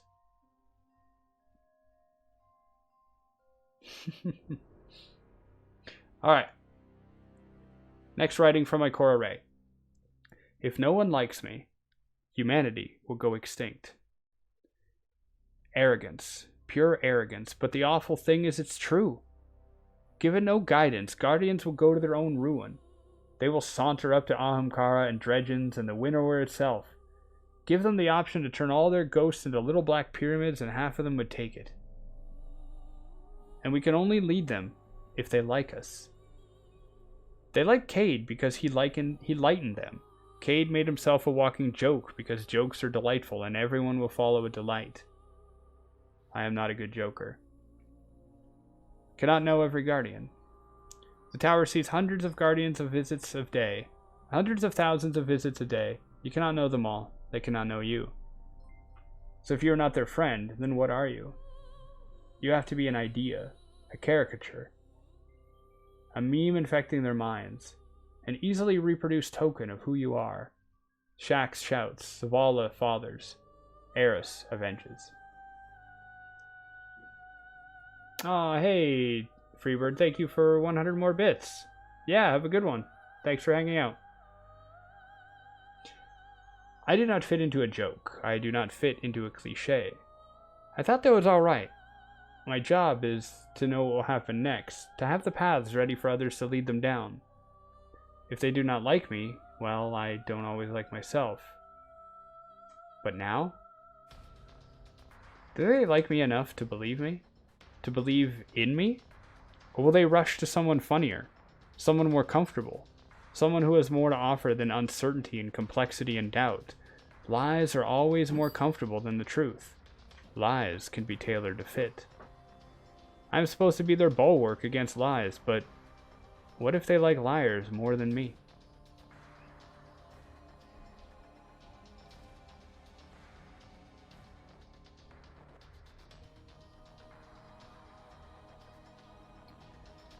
So, a little bit of stronger doubts coming from Ikora, right? Basically, Ikora is worried that if Guardians don't follow the Vanguard, and they don't take from her wisdom, she is worried that Guardians will go off and not follow their true purpose, or the purpose that she believes is their truth, and humanity is doomed. Talks about how people follow Zavala because he's very easy to understand, and they follow Cade because he was easy to understand, and that they liked him. But Ikora is aloof, distant, and she's trying to be a bulwark against lies. But how can you be a leader if Guardians like liars more? So, it's a really good point, actually. I've said this a number of times, but with characters like Zavala and with things like The Last City, Bungie has been able to kind of ride on the ability that they have certain easy to understand characteristics. Outside of Season of Chosen and maybe the Forsaken campaign and one moment in the Red War and just some dialogue people hear, there wasn't really much from Zavala. Zavala was more of an idea than a character. The idea is strong father defender man. And I'm speaking very glibly, but it's true. Zavala was, in terms of how he presented himself in the story, was a two-dimensional character cardboard cutout who was all about strength and protecting the last city. And the good on that is that, well, the bad of it is that he's a lot more than that. He's a full, rich character. And the bad is that because he's so simple, people don't always agree with him. They don't have a lot to cling to, so they don't. The good is that it is easier to cling to him, at least in the beginning. You look at him right away, just by looking at him, you know exactly what he wants, what he's fighting for. Ikora isn't like that, right? She's not instantly funny. She's not instantly irreverent like the Drifter. She's not weird and esoteric like Eris or Elsie. She's steadfast. She's a still flagpole with her cloak billowing around her like a flag in the wind. And the wind is lies, truths, rumor, speculation. So she's basically saying, how do I get people to follow me if I don't let them in? And I can't let them all in, there's too many of them. Another interesting little thing, a little point to make, is that the tower sees hundreds of thousands of visits a day. You cannot know them all. So, depending on the definition, that could mean that there are hundreds of thousands of Guardians out there. It could mean that there are thousands of them and they visit the tower hundreds of times a day, but, So that's an interesting anecdote. So again, we're seeing that theme of doubt continuing. Okay. Let's see. VanNet personal.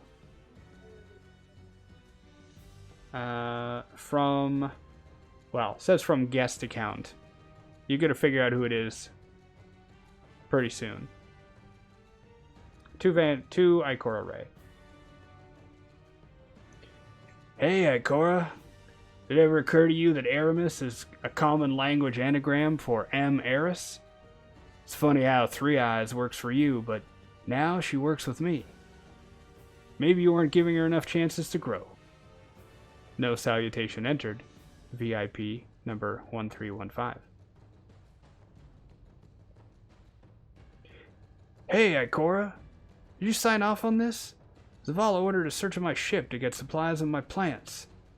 There are known similarities between your vessel's infestation and the groves aboard the derelict Glycan Velatus.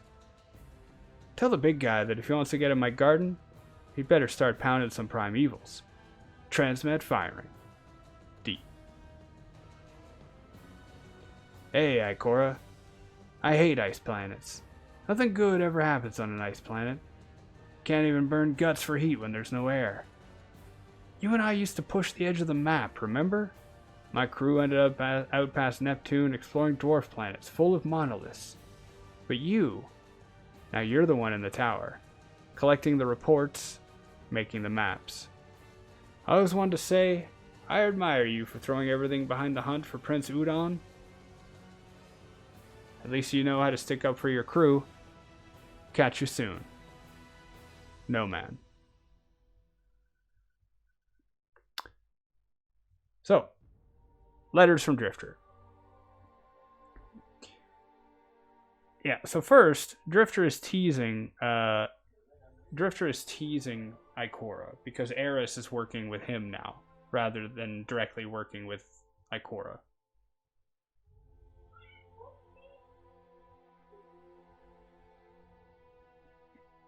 We also see a little bit of build-up from Season of Chosen with the Glycon, like with the derelict, the Presage ship. Zavala wants to examine the plants on Drifter's ship, because if you ever looked off to the sides while you're transmatting into Gambit, or if you remember from back during Season of the Drifter when you could examine his ship, the plants on his ship seem to look similar to those on the Glycon. Now, Drifter is complaining about ice planets, and I'm wondering if that means he's still canonically exploring Europa. You know, we saw him and Eris at the beginning of Beyond Light, but they kind of did one or two things, and then that was the end of their story at that point. He also says he respects Ikora for wanting to go after Aldrin and stick up for her crew. Funny that he doesn't remember how to spell it, though. An interesting point I didn't make here, but I wanted to point out just now. My crew ended up out past Neptune, exploring dwarf planets full of monoliths. Now, you could take the literal definition of, out past Neptune as being anything past Neptune, meaning even other solar systems, but I don't think that's the case. What I find really interesting is that the lore in Destiny 1 seemed to be vague on whether or not humanity left the solar system. But I think we haven't.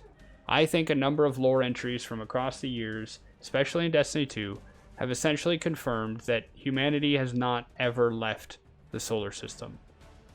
The legacy web lore that talks about Anna Bray discovering a bunch of Clovis Bray stuff on the edge of our galaxy. He had created an Exodus program that was different from the Exodus Black and Green. He had created a program to send a bunch of exos and, seeds and clones to another star, but they never made it. They made it about as far as Neptune. Alright? When Drifter talked about when he discovered, when he and his crew pushed out and they discovered monoliths, and they discovered a creature that could a creature that could somehow suppress the light. He lost his crew on that icy moon or that icy planet. Apparently these creatures slipped in, made the connection between the ghost and the guardian disconnected, and then the guardian froze to death and could not be revived. So what's interesting about this is that the way Drifter talked about it, it was difficult to tell where that happened. And now I think we're getting a little bit more clarity on it. I think that Neptune and dwarf planets in the Oort cloud and the Kuiper belt, I think these are about as far out into the system as anyone that we know about in Destiny has explored. I think the only races that have existed, all of our enemies and former enemies have come from outside of the system, but I don't think Humanity Awoken or Exos have ever been outside of it. So I thought that was interesting. There's an image of the plants.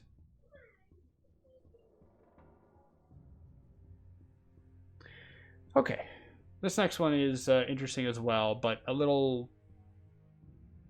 It's one of those ones where it's connected, but in a roundabout way. Dear Ikora Ray, I am a low power guardian, very big fanatic of your work as Warlock Caravan Guard. Excuse any male-probisms, as I was raised without knowledge of modern language or devices due to some deficit of otherwise agreeable host. Archaeologists tell me I am female Kadan recovered from strata of Mesolithic battle site at Jebel Sahaba in Egypt, and I may be up to 13,000 years old. Perhaps this has caused great strain in process of my resurrection. Original birth is not called a surrection? Death is not called a desurrection? So I do not know much modern language or possess good weapon instincts. Sometimes think ghosts left me old-fashioned on purpose, due to much love of anthropological science. I educate myself on modern skills. This involves many conversations with comrade guardians. I know from position of my remains that I died in a massacre. Violence of human against human is very troubling to me, so I am often upset by attitude of jaded guardian towards light spirit. Many guardians read unveiling scriptures and discuss perspective of enemy darkness. Many guardians prefer chatty darkness to silent unspeaking light. Now we have Stasis. Very cool. Guardians, bored of light and want to massacre each other with darkness. I think this happens because the light no longer has a speaker to speak for it. Many texts have been written to give voice to darkness. Light is taken for granted due to silence and lack of things to argue about. Silence mistaken for complacency or impotence. Air is always silent, and we need it to live, so we forget it until the flood or the storm. Would you please use your formidable knowledge to produce an exegesis? There's probably a better way to say that. Exegesis? Yeah. Which will command respect of jaded guardians who do not let me sit at campfire because I am too straight edge. Thank you. Sen Aret. Okay. So, like a lot of stuff in this book, there is a thematic point to this entry, and there is there are some rather dramatic specific points that are consequences of this entry.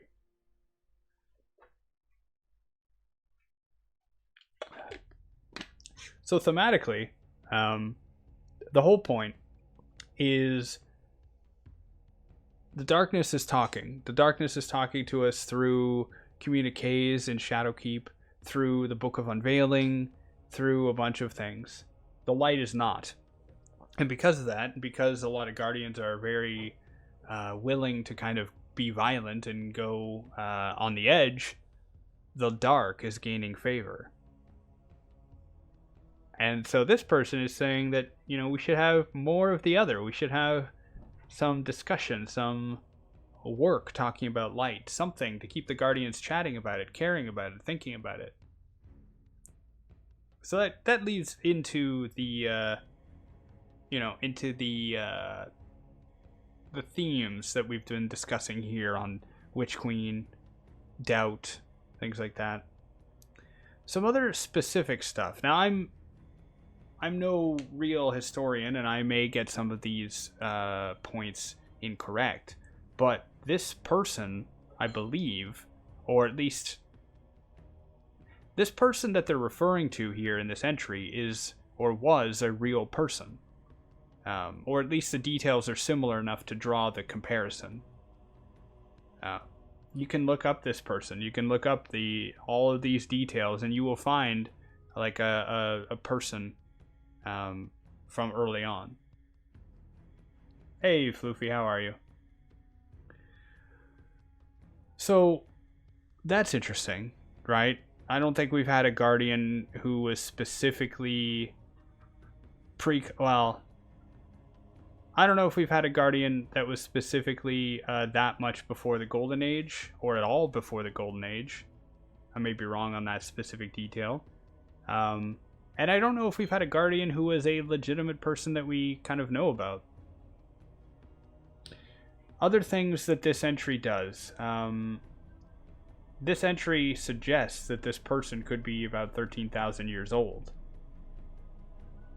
Which we know when this real person, what time period they are from.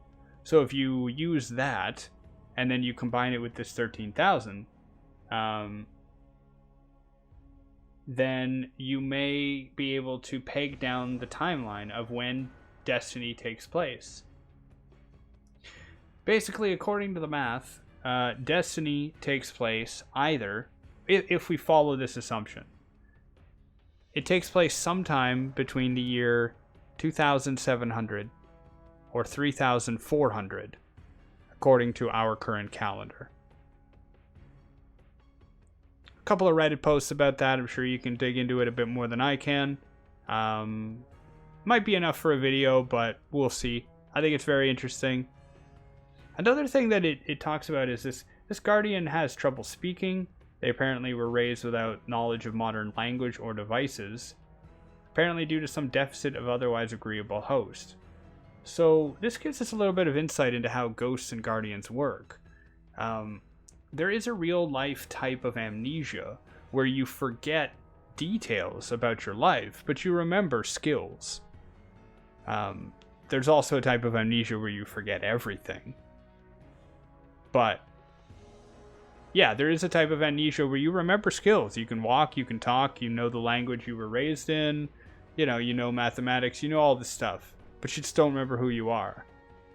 And it seems like this is the case for this Guardian, and that for some reason, ghosts are either capable of giving their Guardians more knowledge when they res them, or at least capable of teaching them.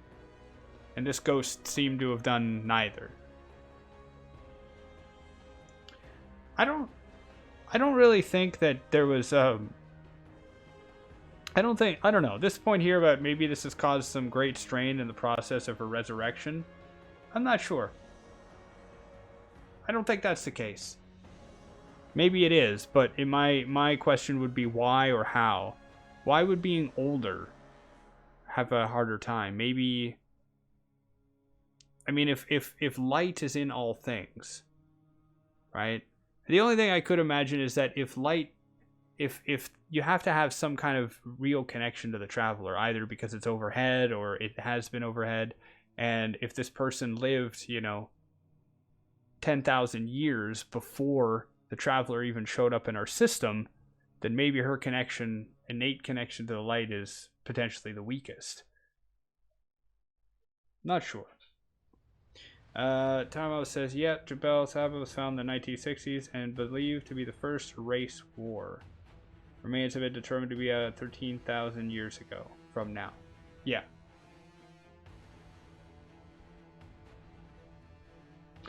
Yeah. So there we go.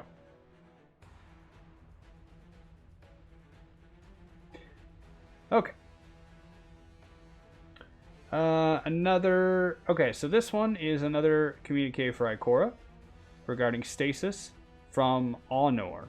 Honor was the Praxic Order warlock who's been kind of acting as sheriff, chasing down Stasis users and the ones who have gone very rogue, basically locking them up. Subject: request for clarified, updated stance on Stasis users. To be a warlock is to understand true power. You said that. Do we, as warlocks, truly understand Stasis? Do we understand the long-term implications of tacitly permitting the use of Stasis? Of the darkness? The answer is no. Our enemy's short-term planning horizon is millennial. By the time we recognize our damnation, it will be too late. We are not gambling with human survival. We are surrendering it to the enemy. You have questioned my purposes before, and I have questioned yours. Let me do so again. I have seen ghosts, not just guardians, but they're ghosts who spit at the name of the traveler. Have they freely chosen to turn against the light that made them? If so, this is dangerous. Or have they turned out of loyalty to their guardians? If so, they are the victims of abuse. Why do we allow this? Say no more. Say this must end. I promised I would hunt down the corrupt, and I keep my promises. But again and again, I hear the renegades make the same excuse. The traveler is silent. The traveler is still. Meanwhile, the enemy whispers its offers. At least the enemy seems to care. Zavala has forbidden the use of stasis. He has personally asked prominent guardians to abstain from using it. He has been ignored, mocked, and diminished. Yet all sanctioned punishments of rogue stasis-using guardians have been kept covert. When will we be allowed to make open arrests? Are we now afraid of rebellion by our own guardians? Isn't that proof that we should have acted sooner? This all began with that groveling opossum, the Drifter. We let him acclimate our guardians to eating from the metaphysical garbage bin, the filth and folly of the dark. You have written philosophy on the warlock discipline. Where is your exegesis of stasis? I thought you would be the first to call it its blatantly manipulative manifestation as a sparkling crystal.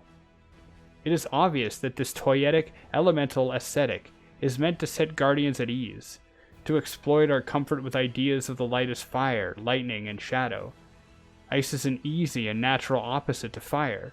It carries a suggestion of proper symmetry, and the way stasis was given to the fallen, obvious attempt to provoke jealousy and competition. It is easy to pick up a weapon your enemy has already used against you. Turnabout is fair play. If you give credit to stories of alternate timelines, then we know Eris Morn is capable of betraying and destroying humanity. Are we to do nothing to prepare? Are we to ignore her slow shift from an attitude of absolute rejection of darkness to a wary acceptance of stasis as, quote, wintercraft? What do we do if she goes further? I show the rest of the world only iron certitude, but I have nothing but questions for you. Do not make me fight for the future of Guardians and all we guard by sending you unanswered memos. Ikora, what are we doing? If you believe the unveiling text, the Traveler made a gamble on us. It said, "Here, I wager that given power over physics and the trust of absolute freedom, people will choose to build and protect a gentle kingdom ringed in spears, and not fall to temptation, and not surrender to division, and never yield to the cynicism that says everyone else is so good that I can afford to be a little evil." Aren't we failing that trust? Tell me you haven't used stasis. Tell me you haven't. Message ends. Quite emotive.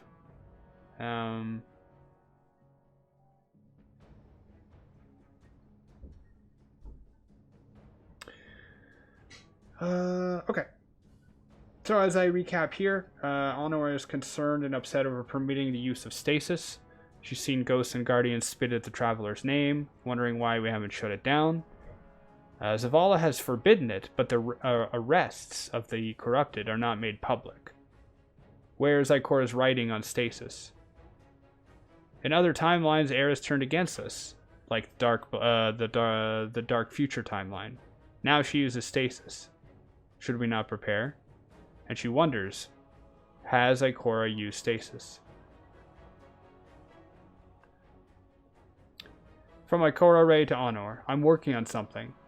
Eris deserves our grace and our trust. She's been through so much. Once she was only driven by revenge. Now it is the possibility of friendship that sustains her. Don't take that away.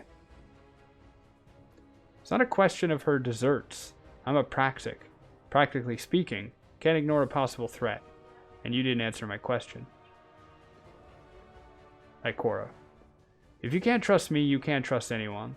Let's speak of praxis. As far as we know, the darkness has defeated the Traveler in every previous encounter, for the entire lifespan of the universe. The only difference this time is the presence of Guardians. We have been entrusted with the power to make our own choices. Maybe one of those choices is to do what the Traveler cannot, to find a balance between light and darkness. If this is the last battle, the final stand for the fate of all creation, We cannot afford to ignore possibilities. That's a good point. But if finding that balance is the key to victory, why is our enemy so eager to suggest it to us? And you still haven't answered my question. Of course I haven't used it. I need to be flawless as a leader. I need to be twice as good, twice as often. I can't afford an indiscretion like Stasis. Reply ends.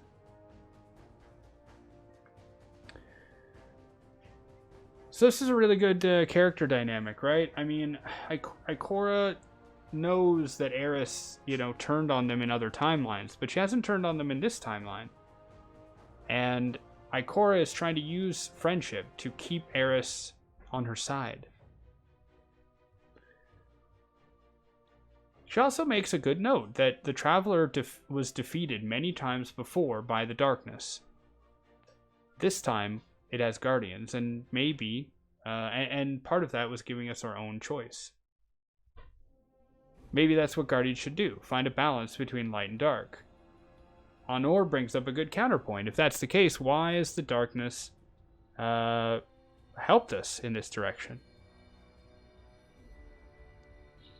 So, what I find fascinating about this is I've been saying this for a while. I need to actually make a video on it, but the Vanguard has been stuck in this kind of moral quandary for a while.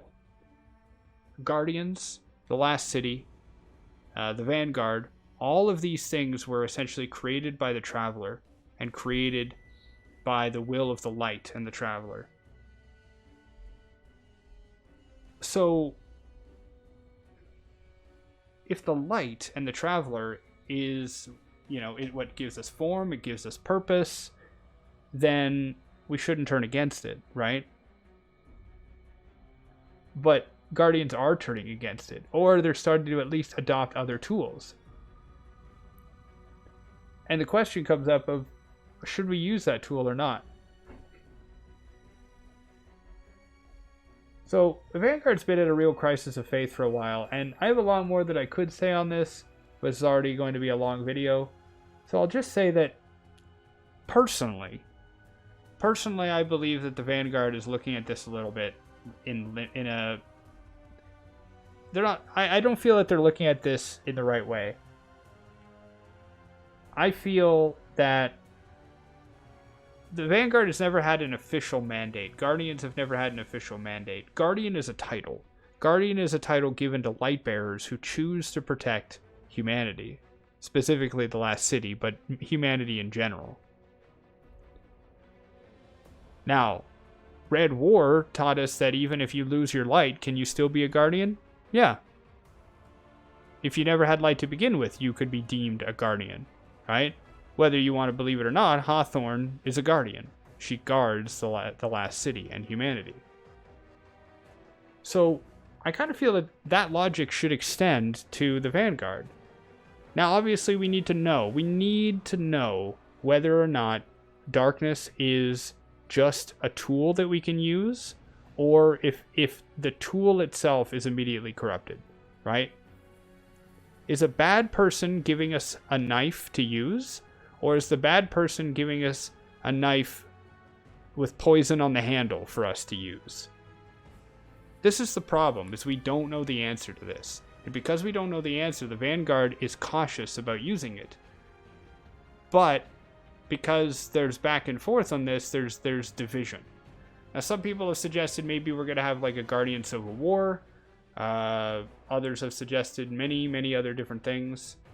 Again, I need to make a video on this, but I believe that either there will be some kind of collapse 2.0, some kind of fallout where Guardians will be separated. I don't think we're going to get that play, like, I don't know how they would do that player-wise. I don't think that the game is capable enough of splitting into two enemy factions that, kind of control their own destiny and run their own course. Probably hear my cat in the background now. But I don't know. Feel free, chat, to let me know what you guys think. And for those watching this on YouTube, let me know in the comments. What do you think? Should the Vanguard accept Stasis? Should they just allow Guardians to do what they want? How can they move forward here?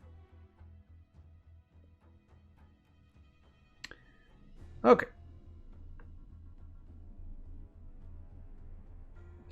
This page is pretty funny. I'm not going to go into all of it, but it is a page of titles of the work that Ikora Rey was promising to work on, right? So, an exegesis on the light, how to understand light, why the light is not boring. They get funnier, but also sadder, right? Everyone wanted a Galahorn, but look what happened when y'all got one, or why mass tendencies of guardian behavior can, in retrospect, be destructive. Ooh, the writers are having a field day with this. They are not making fun of players, but they are commenting on some of the positive and negative reactions of the guardian community. I'm not your mom, but sometimes mothers have good advice. Yeah.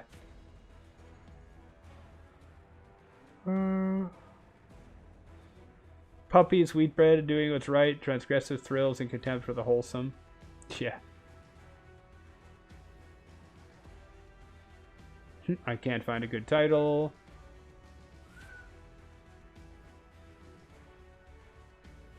Lots of... La, la, la, la.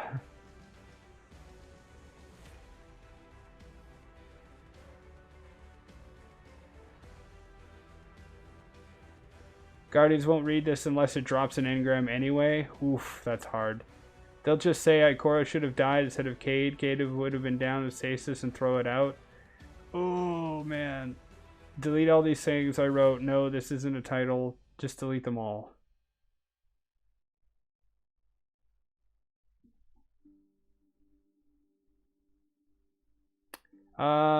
Is Edgewalker a thing? I don't remember. I don't think so.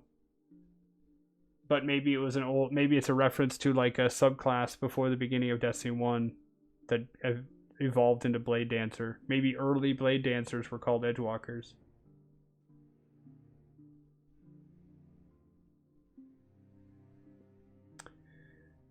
Commander Zavala to Ikora Rey. I have a philosophical disagreement with your decision to make the more interesting move instead of the move that brings you closer to victory. The point of the game is to exercise the faculties of war and creation. If you aren't trying to win, you undermine that exercise. Both our faculties will be better exercised by facing the unknown. But the point of a game is not to achieve the maximum beneficial exercise for both our faculties. It is to achieve victory for yourself. The enemy will never choose to do anything interesting for both sides. The enemy will choose to win. I want to play out the situation after 624. I played to achieve what I want. Metagaming. How am I to get any satisfaction from beating you if you don't play to win? I'll get back to you after consensus. I don't want you to spend the whole session planning your reply. So again, a little tongue-in-cheek, a little meta commentary on whether or not we should be making purely strategic strategies or, you know, taking risks and making bigger points. Oh, did I write this after? Yeah. I also find it interesting that, again, it does seem to be kind of like the Book of Unveiling. It does seem to be like a conversation between the gardener and the winnower, where the gardener, played by Ikora, is trying to do interesting things, trying to change up the game. And the winnower, played by Zavala, is complaining about that, saying, no, you gotta follow the rules, you gotta play to win. It's an interesting mirror of that development. Okay. To Ikora Rey, regarding the incident on the Glycon. Yeah. And the agent writing it is Ikora Rey. Subject: personal examination of the Glycon Volatus derelict. So, the Glycon is the presage ship. As the site of numinous encounter with the darkness, the Glycon Volatus derelict deserved my direct inspection. I will record here only what I can add to past reports. The sarcophagus growths overrunning the ship are a clever trick, aren't they? To pass the densest thickets, you must link with them. Engineered to remind one of the need to use darkness, to fight darkness. When I joined that link, I felt what others have reported. a collective haunting, the presence of all those who were devoured by the ship. Why is it that so many places touched by darkness carry a sense of memory? The nightmares we found on the moon, these haunted groves, the Taken, who are the product of a literal taking of the will. Even the unveiling missives, delivered in a clear and casual first person.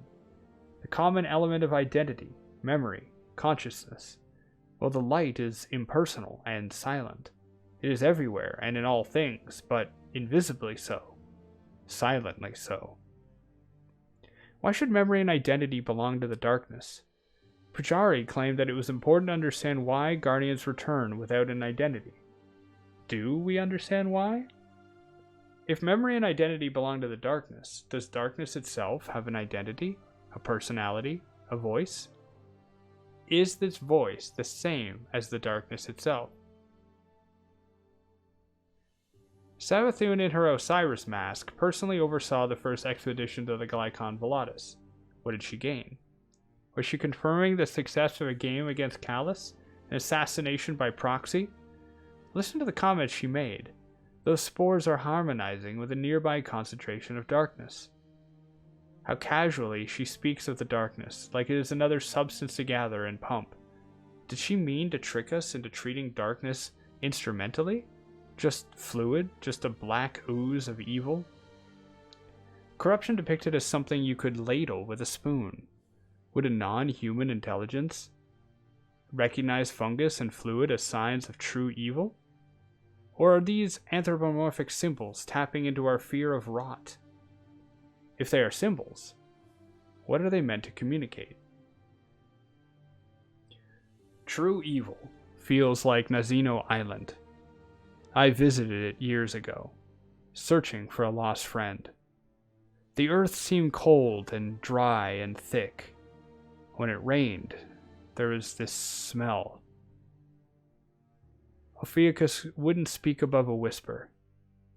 The river Ob has dried and withdrawn, so the island has become a mountain and a sea of forest. But something older than trees grows there. I would swear it.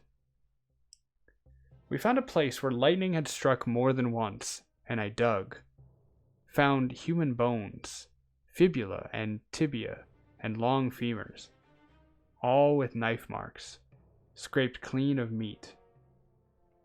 We do not know exactly what happened on the Xeno, but Ophi whispered to me what he felt.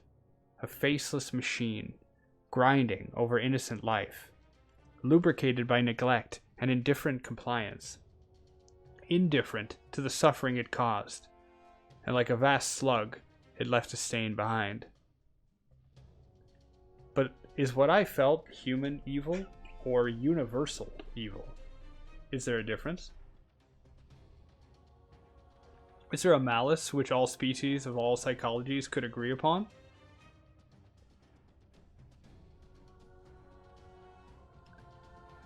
The mark of suffering lingered on Xeno Island. It lingers on the Glykon Velatus. What makes evil stain a place? By what media, in what ink or bile is that evil written? Which is easier to remember, happiness or suffering?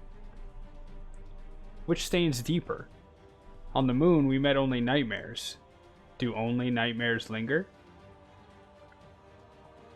Ha! Maybe the answer is right beside me. We are all haunted by our own ghosts, aren't we?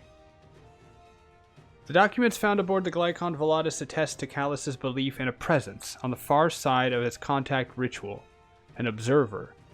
Is there a wielder of darkness, as we are wielders of light? One or many? When Oryx called the darkness down into an ogre to speak with him, was this the voice that answered? Mara says there is a distinction between darkness and its chief exponent. A single dominant wielder would suit the ideology of the darkness, as expressed in the Books of Sorrow and the Unveiling Missives.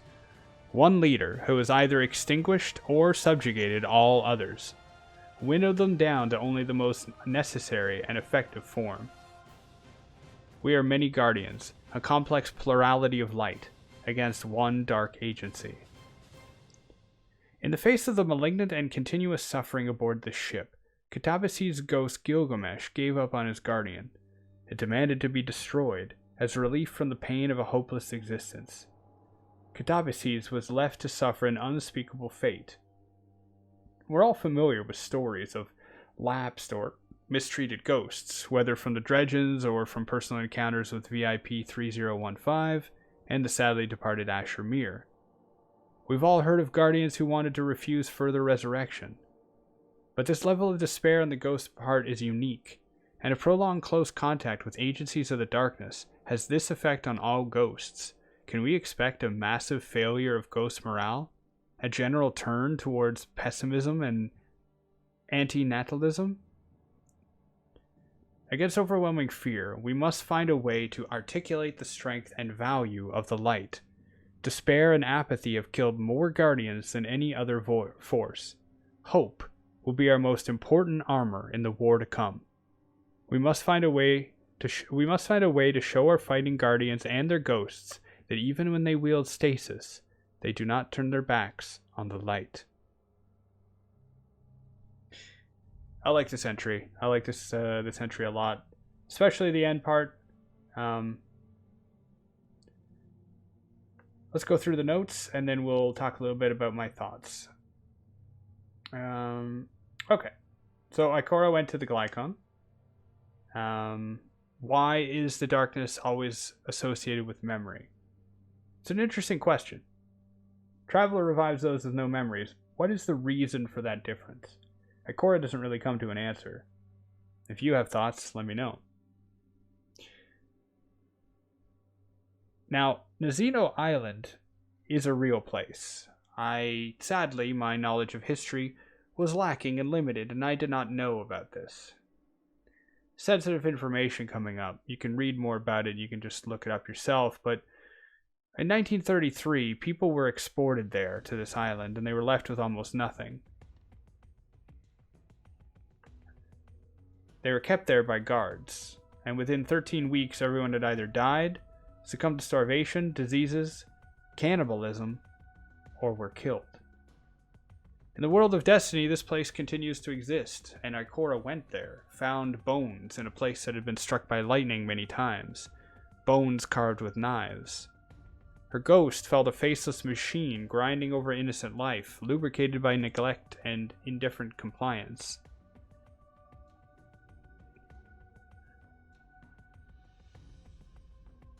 As I pointed out here, I don't think it's a literal machine. I think it's a commentary on how evil can stain a place, which is talked about further. Should have known brings up a good point. Memories form patterns, and the Guardian doesn't like the pattern. That's a fair idea. Maybe if you hold on to your memories, if you think about humans, if you think about the human mind, memory like a computer memory. So, simplistically speaking, if you start off with a blank slate, a blank memory, and then you start adding to it, eventually you fill up what memory you have.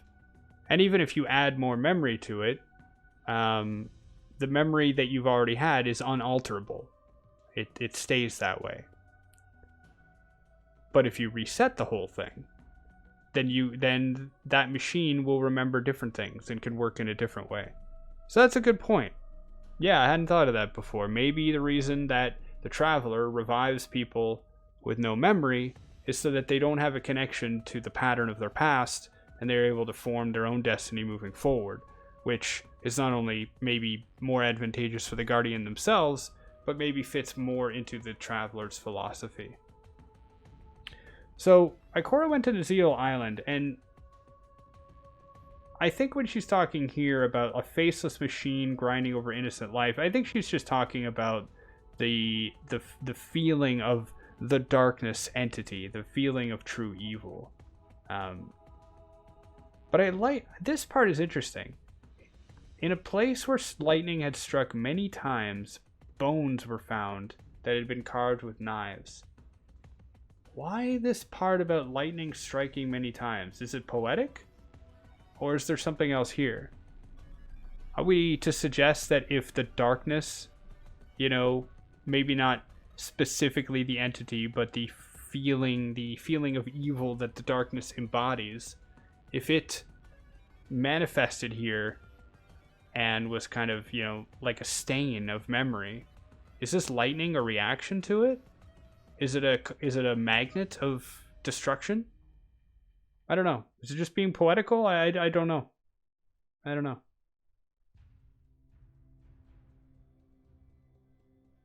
Maybe the light wants to stay away from trauma that may be linked to memory. Yeah, that's a good point as well. Yeah.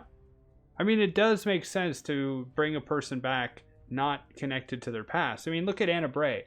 Anna Bray is a great guardian, but it's her memories to her past that give her purpose, but also made her turn away from being, you know, she faked her own death so that she could go pursue Rasputin.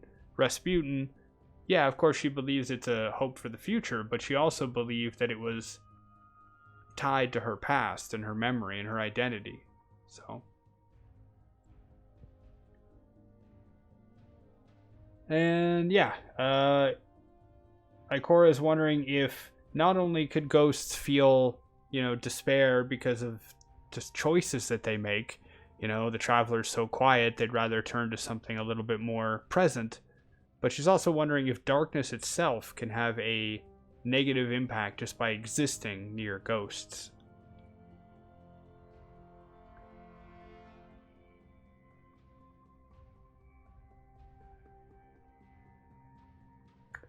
Alright.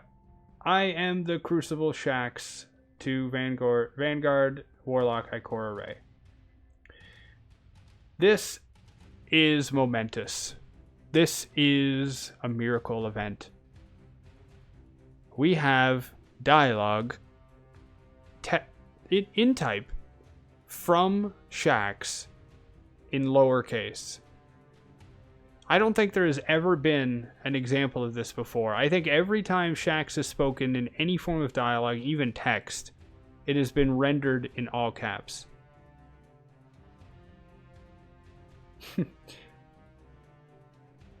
A memorable pain in my arse. Resting my voice as I dictate this. My ghost forbids me to incinerate myself so that I can return with a fresh throat. Guardians did admire that trick. They called me the Billowing Phoenix.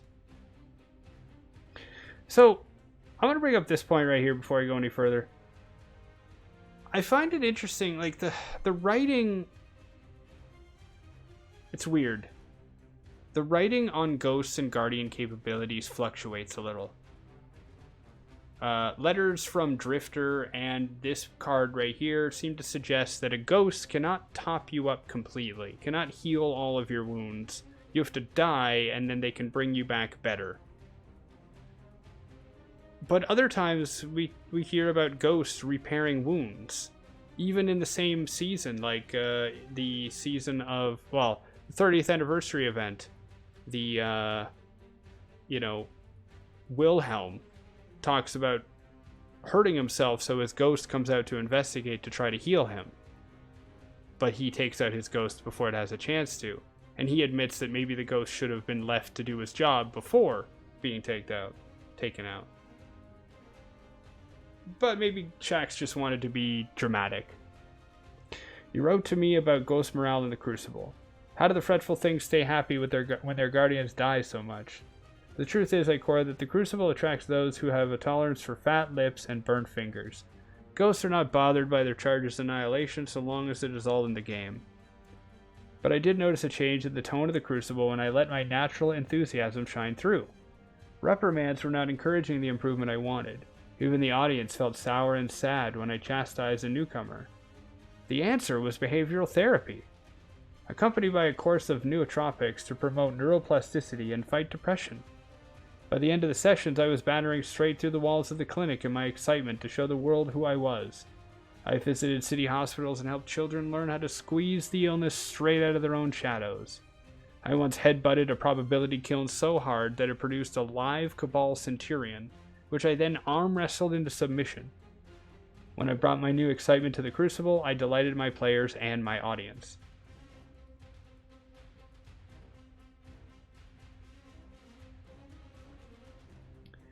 We all have our fears and regrets, certainly.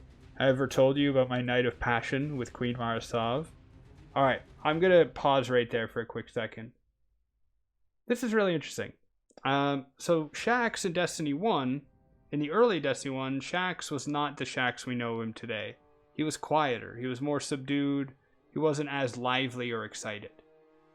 Now, metagaming wise, Bungie decided to make him a more positive influence, a more excited character, and the results spoke for themselves. Shaxx became a favorite, everybody loved him. I mean, he's in a couple of opening cutscenes from the Red War.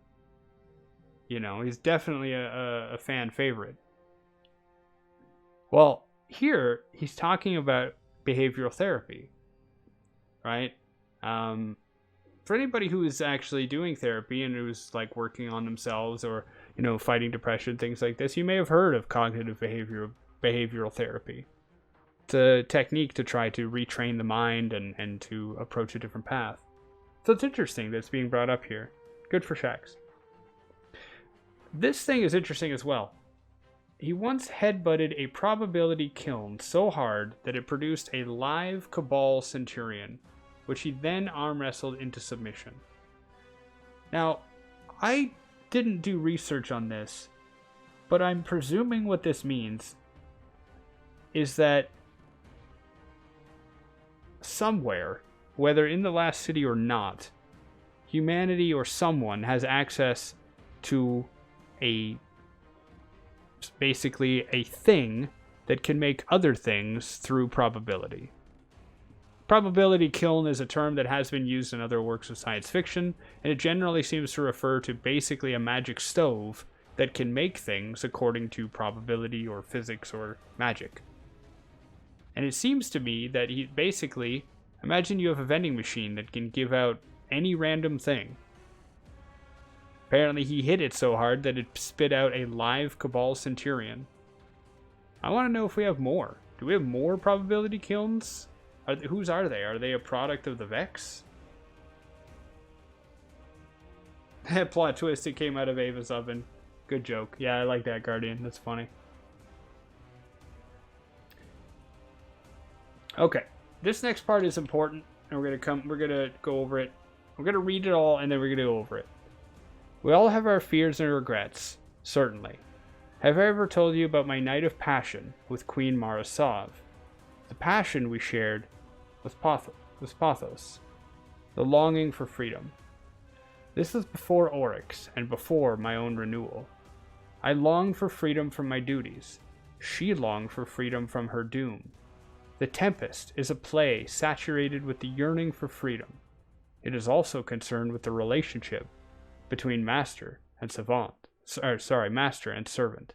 And when I had finished reciting it, Mara asked me to tell her stories of the once servant who she yearned to meet again as an equal. Sjur Ido, the woman I named a Tempest.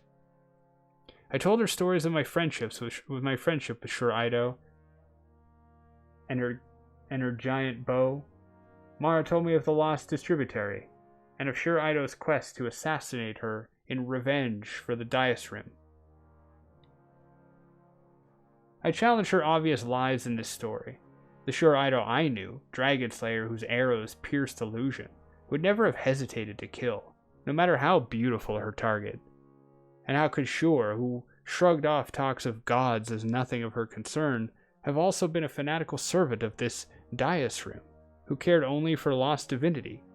Inconsistent, and therefore a lie. Mara was delighted by my disbelief. She told me that she would tell me the truth about Sjur if I would only take off my helmet, so she could look into the eyes that had gazed so often on her beloved. Did you know that pathos is another name for asphodelia, the white flower of the awoken, white flower of longing? Ikora, here is a question I long to have answered. Why did you leave the Crucible? Shaxx.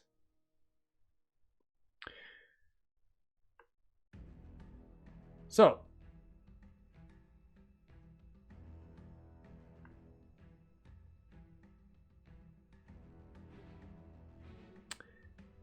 meme has come out of the community. A long time ago, there was a single lore piece that talked about Mara Sov being summoned. Basically, Shaxx being summoned to Mara Sov's area. Essentially, the lore card is a Titan mark, I think.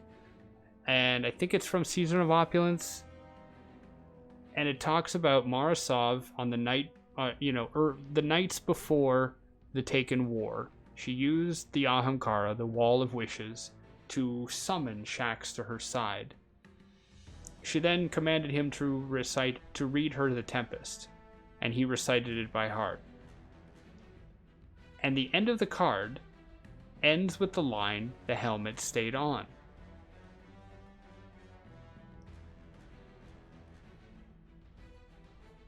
Crimson Days mark. Okay, nice. Thank you, Tower.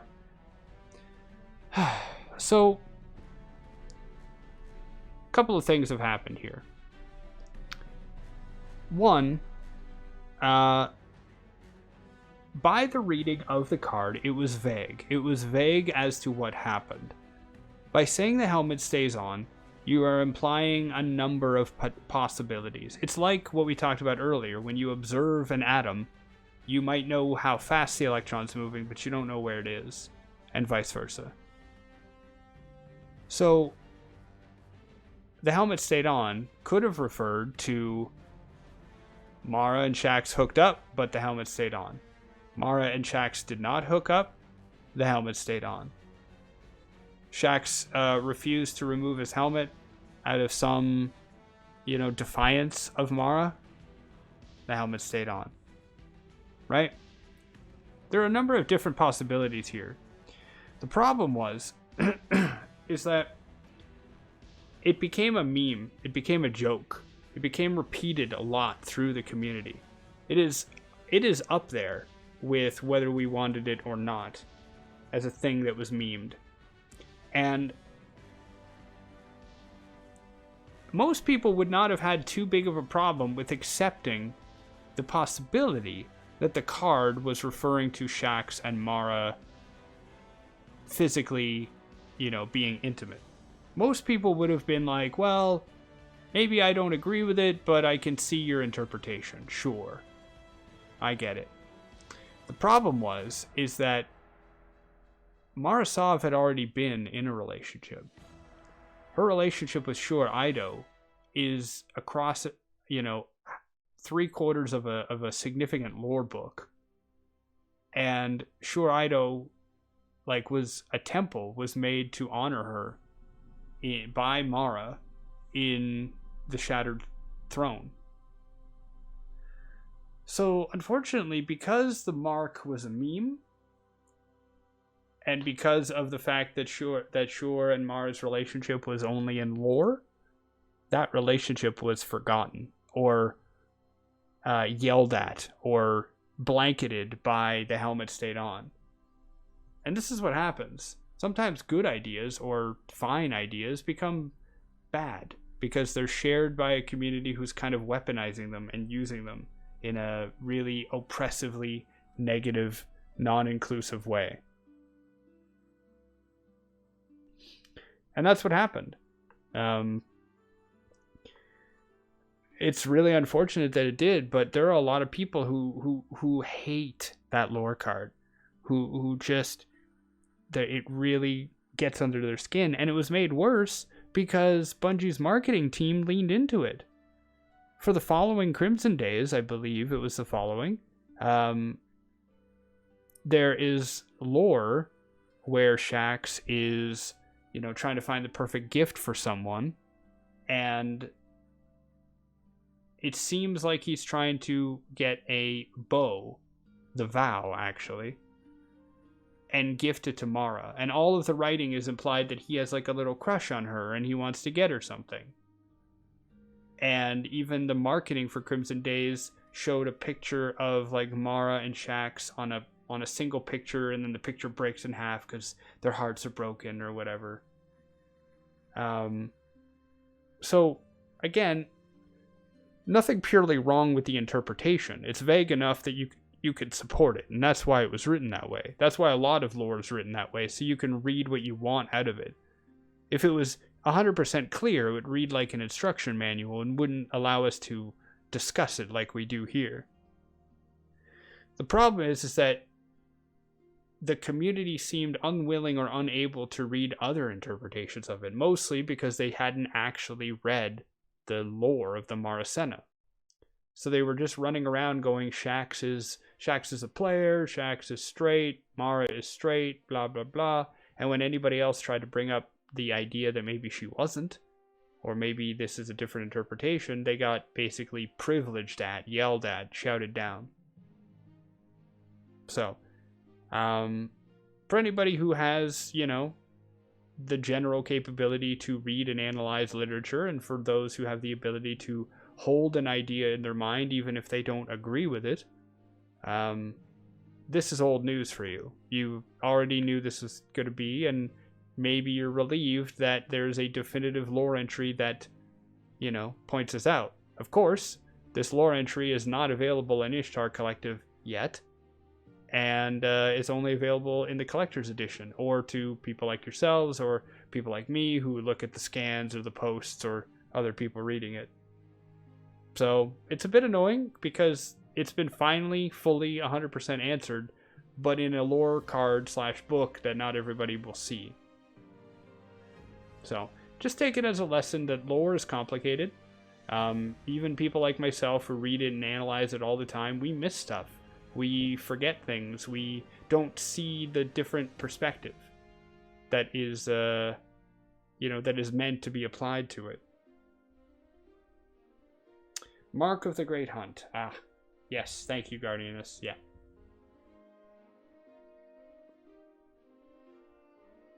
And what I like here is that Shaxx didn't quite understand Sjur and Mara. I think, if I'm being a little mean, I think Shaxx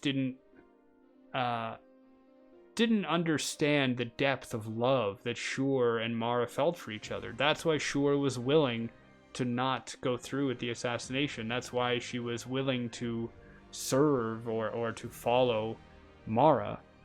Maybe not serve, but to follow her. And Mara basically said that she would reveal more if Shaxx removed his helmet. Why did she want the helmet off? She wanted to look into the face and the eyes of the man who was recounting her love, right? Think about this. You like chocolate cake, right? But when you watch a television show where someone else likes chocolate cake, there is a joy in watching them express their love for a thing that you also love. And that's what Mara wanted.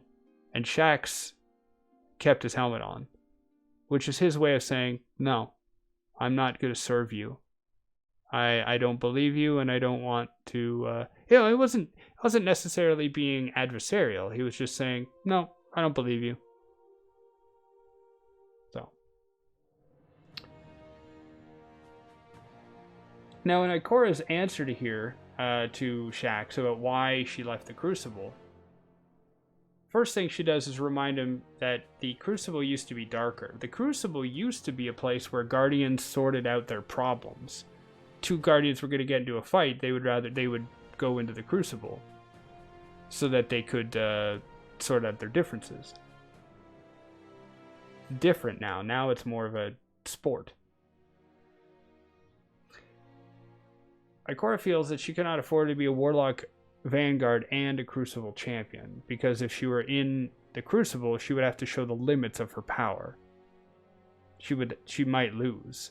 And if she loses, she's revealed as limited. She also can't afford to win. What would they say if they knew what I could really do? The danger I could be. So, I understand Ikora's point here, and it makes sense. If you show the weaknesses of yourself, then people will, people may look to her and see some kind of wise, infallible god. And if she were to go into the Crucible and lose, they'd be like, why should I even listen to her? She missed her triple tap or whatever. She fell off the map, lol. Right? But there is a danger in doing this as well. She, like she said earlier, if she doesn't allow herself to be known, then she won't... if she doesn't allow herself to be known, Guardians won't know her. Guardians won't follow her. They won't believe her. I'm really hoping that we see a new direction for Ikora. I hope we see her learn how to show more of herself without giving up her authority. How to show that she has this belief in the Traveler, in the light, and more importantly, a belief in what Guardians can do to protect each other and protect, humanity. And in that way, even if she appears emotionally vulnerable, she remains steadfast and strong. And maybe we can connect to her on that front, right? Captain America in the comics used to be a very boring character because he used to just do the right thing. But when you start to see a glimpse into the challenges of doing the right thing, or you see them struggle with it but still make the right choice, even though they're still doing the boring, good old right thing, you relate to that character more because you're able to personally connect with the problems that they have.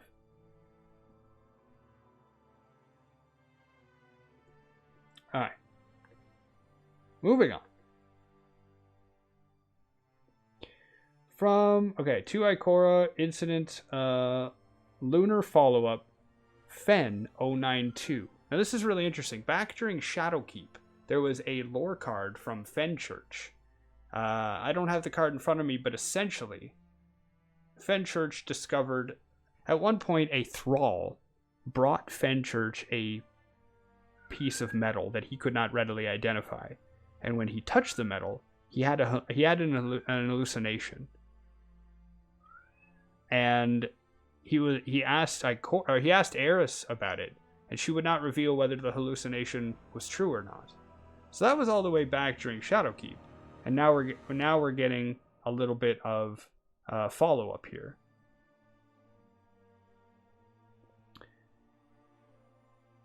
Fenchurch and Neville, so apparently his ghost named Neville, reporting it. Finally been able to sit ERI-223, it's Eris, down for a few moments and ask her about the vision I experienced on Luna. In short, I saw VIP-0704, that's Mara, tending to Eris's wounds in the wreckage of a destroyed vessel. This was prior to the discovery of the pyramid on Luna. I now believe the wreckage was from a ship of the same type, one of the intruders that presaged the disappearance of Mars, Io, Titan, and Mercury. Eris was reticent to discuss whether the event in my vision had actually occurred. I expressed my frustration with her evasiveness, given the distance I had traveled and my well-established loyalties. Eris evoked the threat of Savathun as a reason to favor secrecy. I asked whether she had been too much involved by Mara's habits of distrust. She did not reply. As a social gesture, I offered to share my pineapple fried rice, which caused her tremendous distress after collecting the remnants of the meal I left. This is funny because in the season of Arrivals, Eris is trying to understand the darkness, and she's also trying to figure out how to make pineapple fried rice. But in the world of Destiny, pineapples don't exactly exist. They're unknown, rare, difficult to come by, and they confuse the heck out of Eris, so she's pretty mad here. Later that day, Eris approached me to apologize and attempt the conversation again. I was moved and allowed her to open the topic on her own terms. After an elliptical conversation regarding the emotional burden of her role as a constant harbinger of words to come, Eris confirmed that my vision had actually occurred. According to Eris's account, during the time between the Tangled Shore crisis and the discovery of the Lunar Pyramid, so Forsaken to Shadowkeep, Mara was in contact with this is the Exo-Stranger, regarding the approaching intruders. The Exo-Stranger, familiar with the difficulties of recursing time loops, urged Mara to break out of the Dreaming City and move against the intruders. In the Stranger's past timeline or timelines, I am not convinced she has been entirely truthful about how she moves between times. It would make sense for her to protect her method of transit, given the scale of betrayal she has witnessed.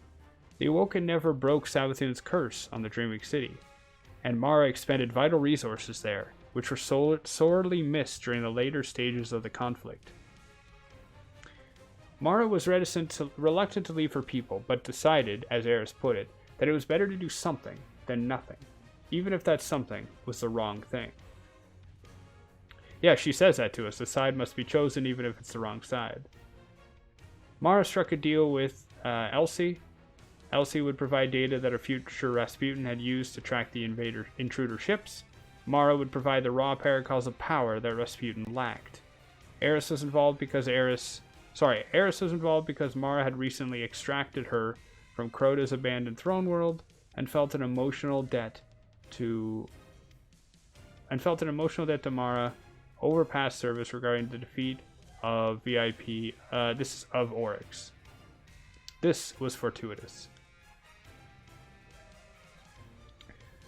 Mara exploited past traffic with the Nine, as well as her own personal experience with the intruder's stealth capabilities, to disperse an array of synthetic aperture mask growl observatories. Coordinated by Exodus Black and possibly other deep orbit AI systems, the observatories use future technology provided by the Exostranger to localize an interloper ship near the dwarf planet 136199 Eris. Eris was not amused by this coincidence. I induced she was actually quite disturbed. Mara refused to deploy any awoken fleet assets or fallen mercenaries in the confrontation, and even excluded her own Techians from the planning. Eris suggests, with what I view as some protectiveness, that Mara felt it was time for the burden of sacrifice to fall on her, rather than upon her citizens or pawns. The journey to Eris was difficult for Eris. The journey to the dwarf planet Eris was very difficult for Eris Morn. Mara had charged herself with some metaphysical quality salvaged from Oryx, which made it extremely difficult for Eris to tolerate her presence. Mara was reticent and snappish, probably lingering trauma from her death in the similar battle at Saturn. Whatever transpired between them remains private. Eris was unwilling to precisely describe the encounter with the intruder. It did not react to their presence, as they matched orbits. Mara went on EVA and at one point removed her suit. I believe, but I'm not certain, that Mara either contacted or entered the intruder. Whatever happened next led to Mara's death. It is unclear to me whether the intruder was at all damaged, or whether the debris field I saw on the surface was related to this encounter. Eris recalled Mara's from the throne world by Hive ritual, which required both women to confront Savathun incarnate at great personal risk. The two then descended to the surface of Eris to explore the wreckage there. It was an incident. It may have been an attack or an accident caused by volatile debris or by interaction with the frozen methane surface, and Eris Morn was badly wounded. Although Eris has techniques to survive in hostile environments, they were disrupted. Karu? Yeah, probably.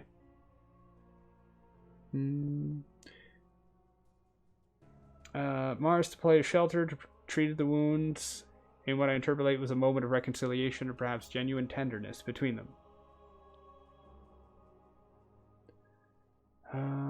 Eris attempted to show me the scar, though I declined.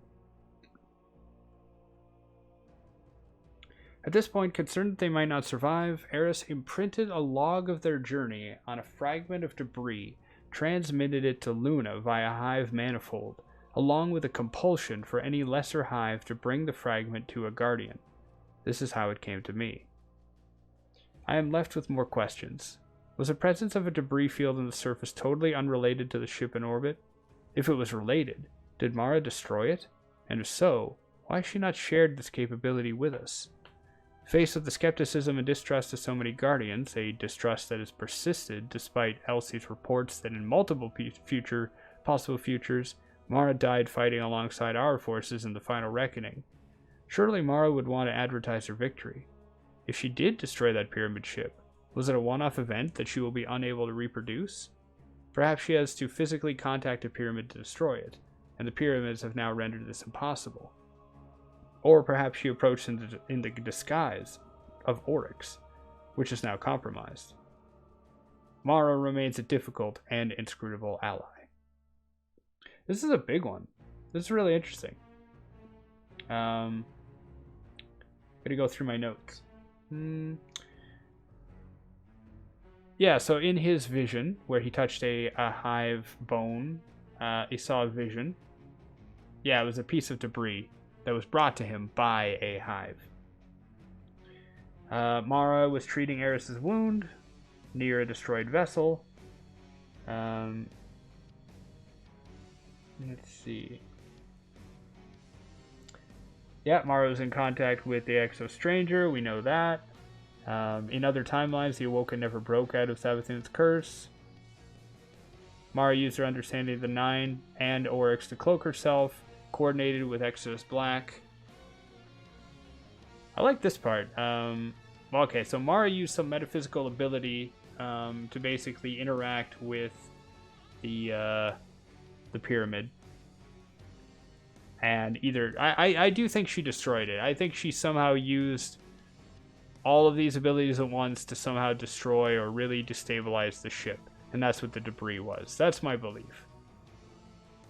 This is interesting. Eris implanted a log of their journey on a piece of debris, sent it to Luna via Hive manifold along with a compulsion. This is some real magic stuff. She basically took a log, imprinted it on a piece of metal, then teleported that metal through space, through a space conduit to the moon, and put a compulsion on the metal that if a lower level hive found it, they should bring it to a guardian. That's really cool.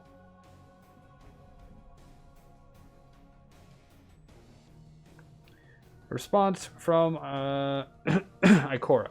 Mara is a thorny problem. She sees herself as a queen on a chessboard. Opposite her stands Savathun. They are in a war of understanding. Who will get to the truth of the other first? Honesty is fatal. Giving the enemy accurate information helps them remove degrees of freedom from their model. Helps them come a little closer to perfectly predicting you. Savathun would delight to see Mara taken. Mara would love to see Savathun dead and extinguished.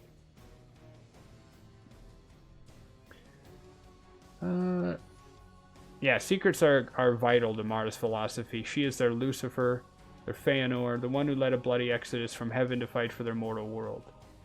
Creation is built on secrets and the encryptions that keep those secrets safe. That is very true. We read the fourth Grimoire anthology, which was a collection of the Maracena and other works.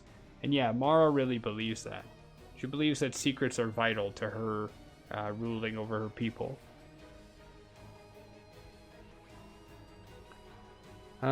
She also knows that in other timelines that she was betrayed by Eris, but she also knows that in most other futures, her work was in vain. So it's pretty hard for Mara to trust.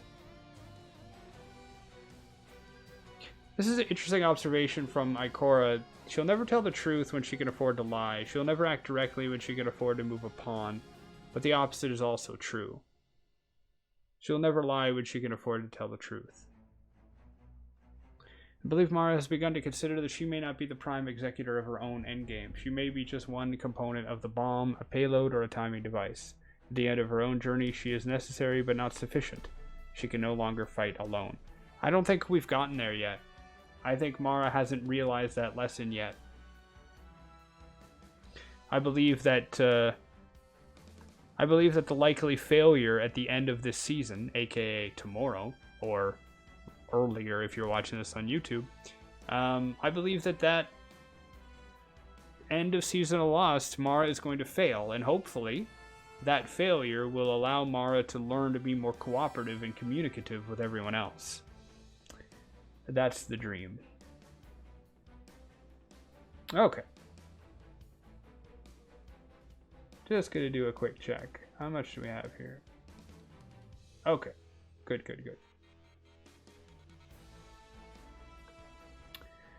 Alright, to Ikora, personal message from Chowko Yang. Personal reply. From Ikora, to Chowko. Okay. You could say, hey friend, if you really want to. Not in public, though. Without a proper chain of command, we have to get by on respect. You asked me, what do we call this sense ghosts have for the nature of the dead? In warlock studies, the customary term is insight.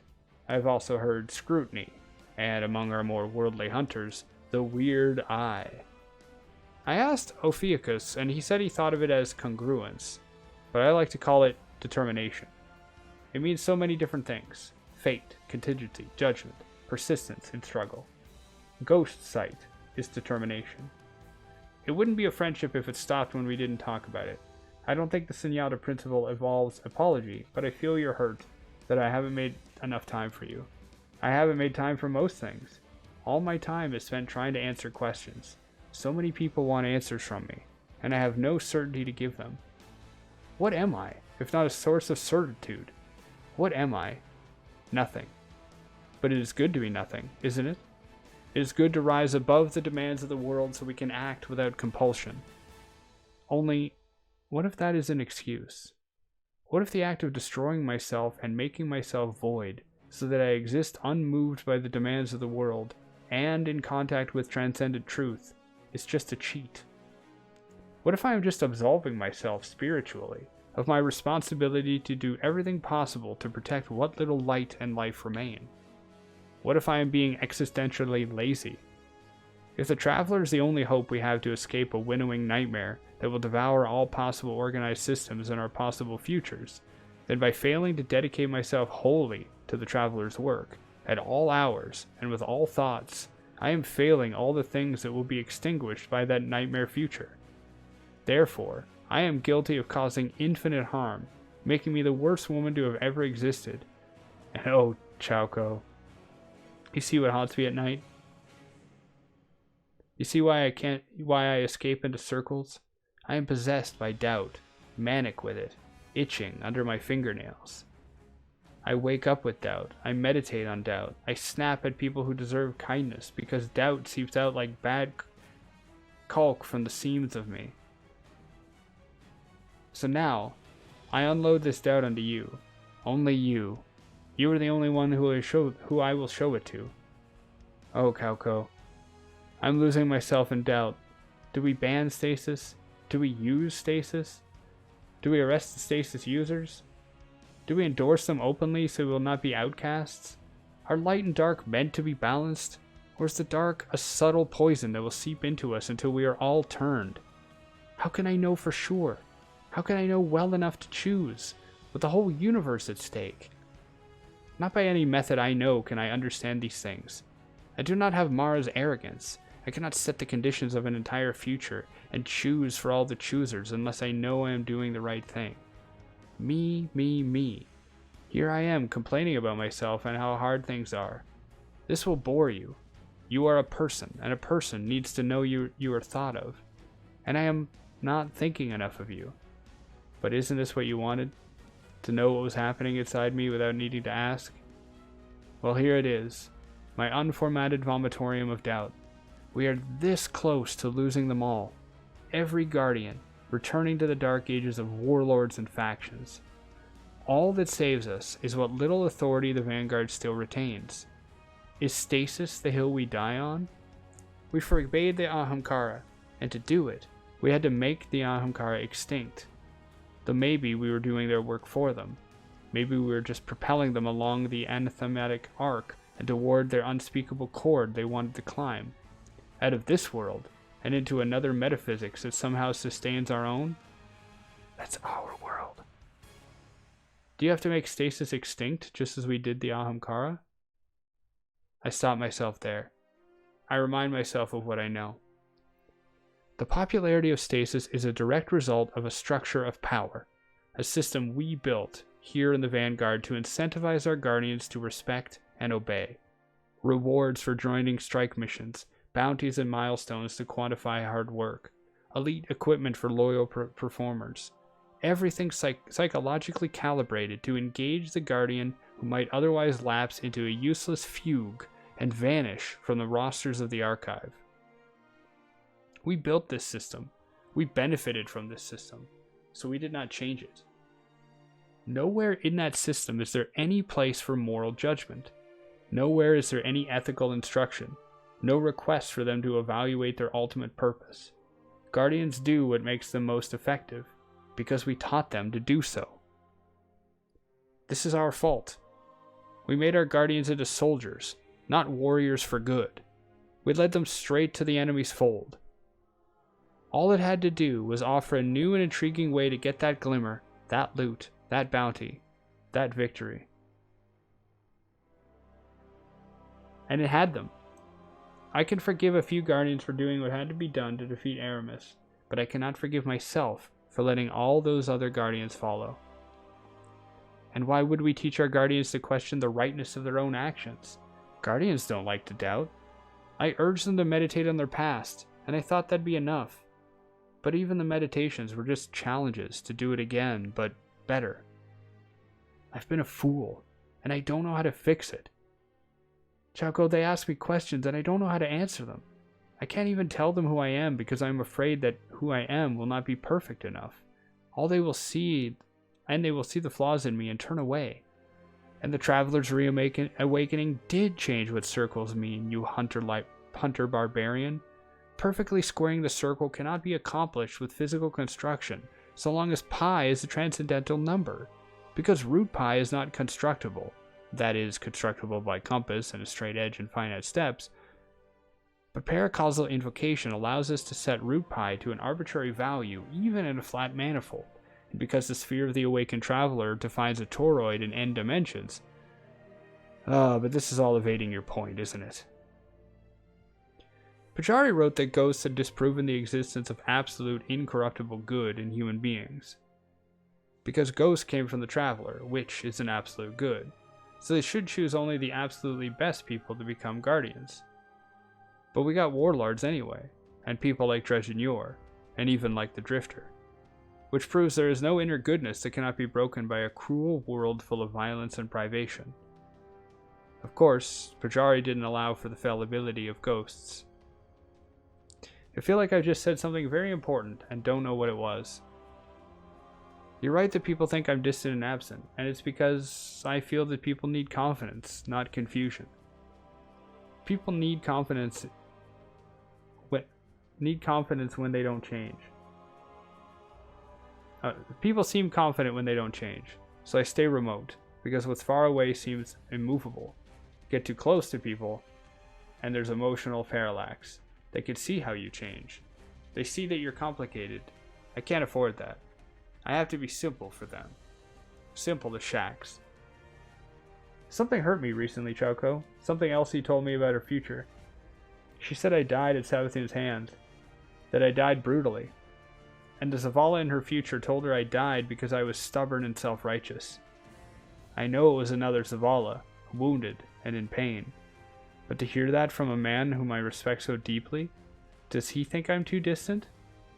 Even him? When we shared so much? Thank you for your report. I don't know what to call what we are, Chaco. It's just what we are. Thank you, always, for writing.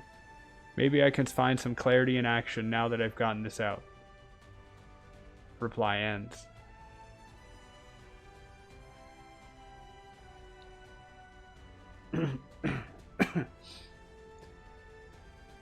By the mind of Empress Kaitel, written in proxy by her scribe. May the water of the Y goblet wash this message clean of falsehood, each and every word in service to the people and the future of the Cabal. It begins. To the Spy Master and Biomvir of the human city, Ikora Ray. The Empress Kaitel demands that you reveal all that you know of the current status of the deposed Callus.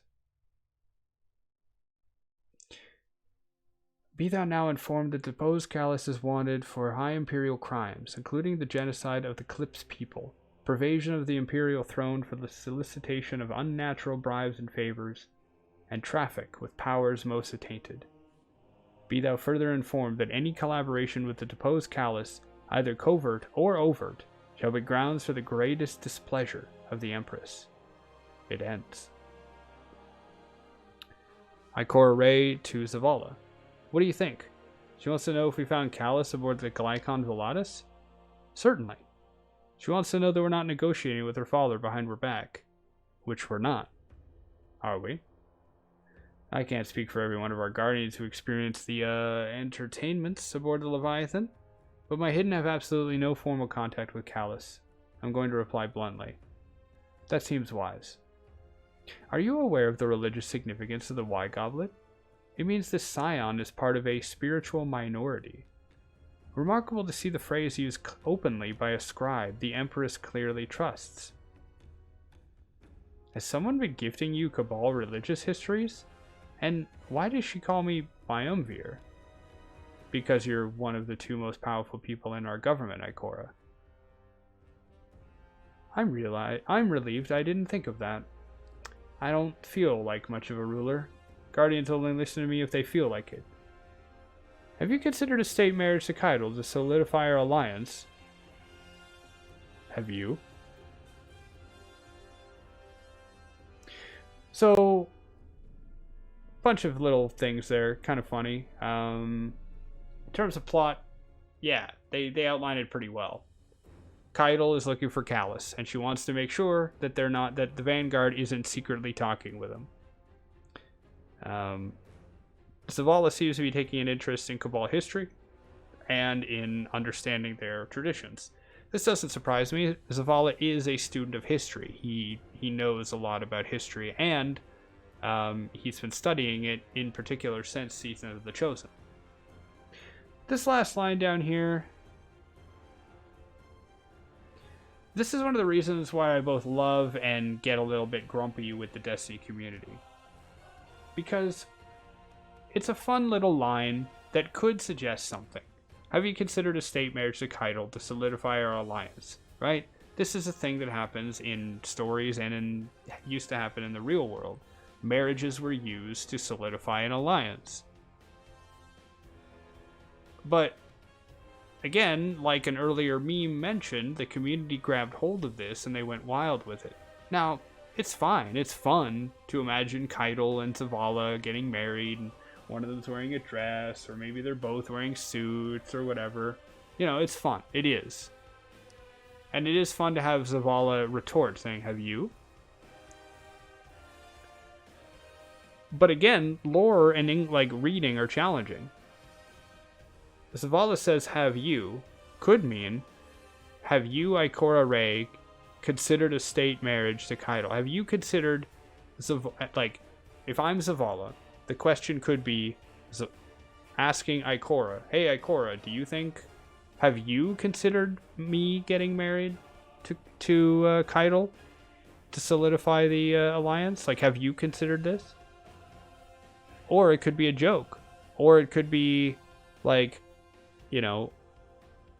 could be Zavala saying to Ikora, hey, have you considered marrying Keitel to solidify the union? Right? There is that perspective there. In chat, Guardian is saying it's a fun joke, but I wouldn't be pleased if they canonically went through with it. Time Mom says they completely ignore Ikora possibly doing the same thing. Yeah, exactly. You succinctly said what I was trying to say. Yeah. I would love for them to continue flirting. I would love for them to continue learning about each other. I like the fact that Zavala is learning more about his former enemy.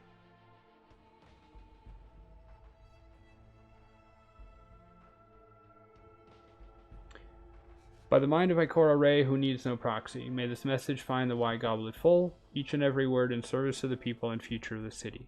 It begins. We know nothing of Callus's fate. We have no interest in pursuing contact with him, nor have we ever sought formal relations with his court. Guardians who seek his patronage do so without the approval of the Tower.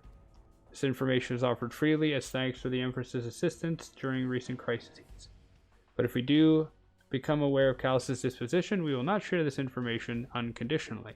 We require that the Empress provide concession or information of like value in exchange for access to our intelligence. Ooh. So this is both good and bad in my perspective. It's pretty blunt and clear. The good is that, we're not just capitulating. We're not just doing whatever the Cabal want. But I was kind of hoping that the Cabal and humanity would be making closer allegiance. And you don't make closer relationship by putting conditions on your relationship. So I guess the armistice between the humanity / the Vanguard and the Cabal will continue, and maybe the alliance is not as strong yet as it could be.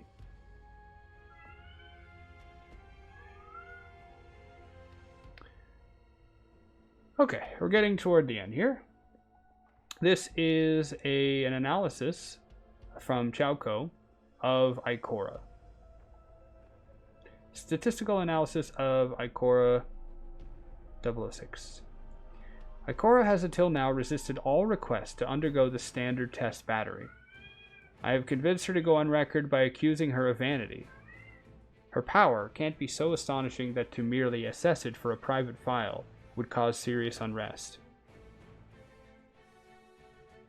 In exchange, I have been induced to include her own philosophical cavil in paragraph 2, although she has very demonstrably declared that she will not read this file. I don't believe her. Ikora comments, Guardians insist on treating power as a monotonically increasing value with a single dimension. Guardians will casually create ordinal ranks of the power of their comrades when, in truth, but not in fact, light is not constrained by facts. Capability with the light is not only a multi-factor landscape, but strongly and stochastically influenced by circumstantial, personal, and esoteric variables. The light is, by definition, paracausal, and obeys a logic different from physical concepts like charge, heat, or angular momentum. Any analogy to these physical measurements of power will fail to capture the true efficacy of a guardian. Instead, we must look to self-understanding, clarity of purpose, and internalized phenomenologies and ontologies. Witness the self-reinforcing rise of guardian classes and subclasses as logically consistent and easily transmitted bundles of technique. Essentially, guardian cultural artifacts based on distinct interpretations of the light, kernel logics from which implementations easily unfold. Or, put differently, optime of discoverability in a phase space of possible techniques. The human or neo-human mind is an agglomeration of automatic processes, and consciousness cannot access most of them. In the same way, most of the truth of the light is invisible to the self-inspection of the light bearer.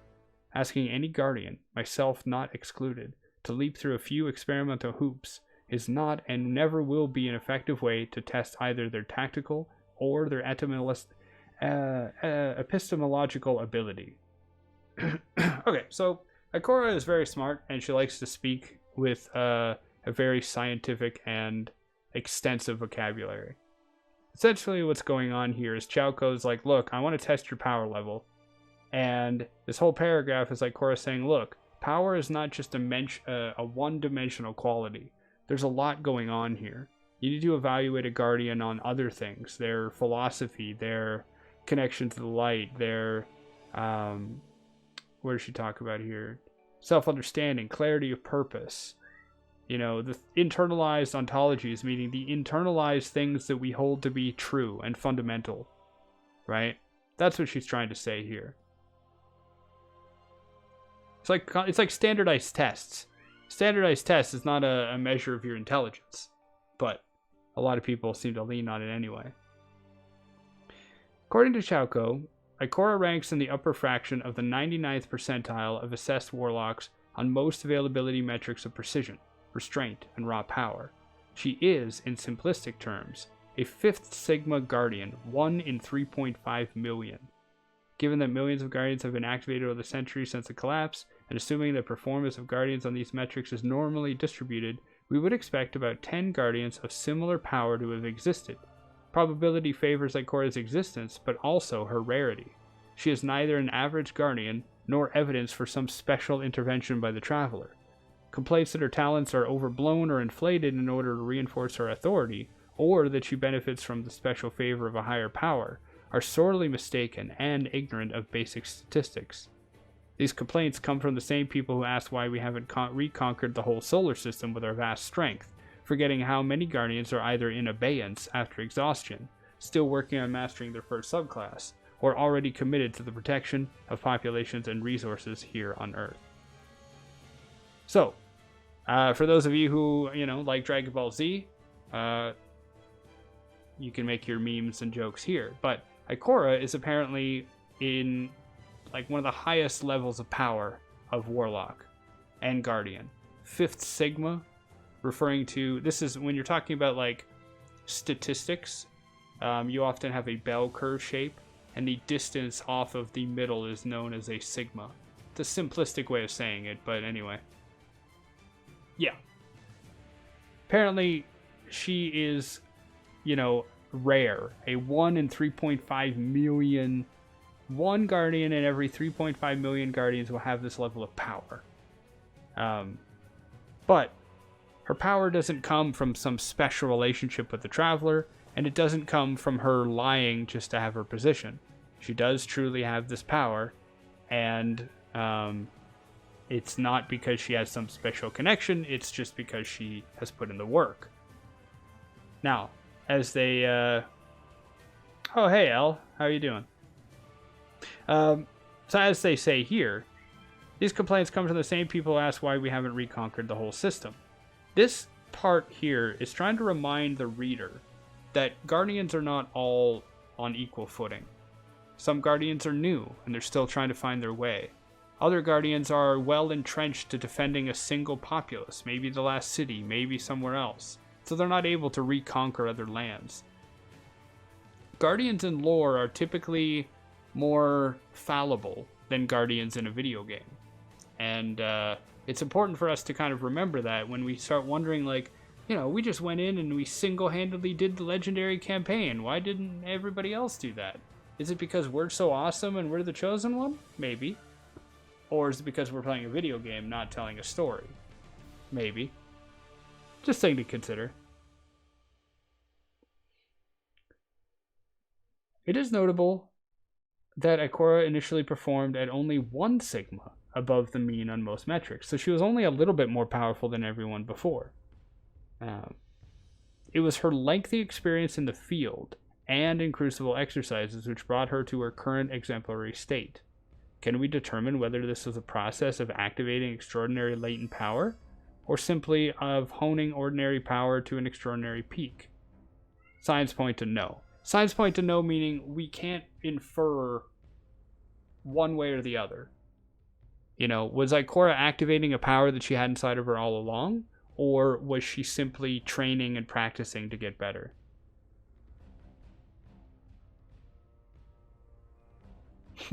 No worries, Elle. The entire reading will be up on YouTube in a few days, so you can always, stick with us for a bit and then catch the beginning later.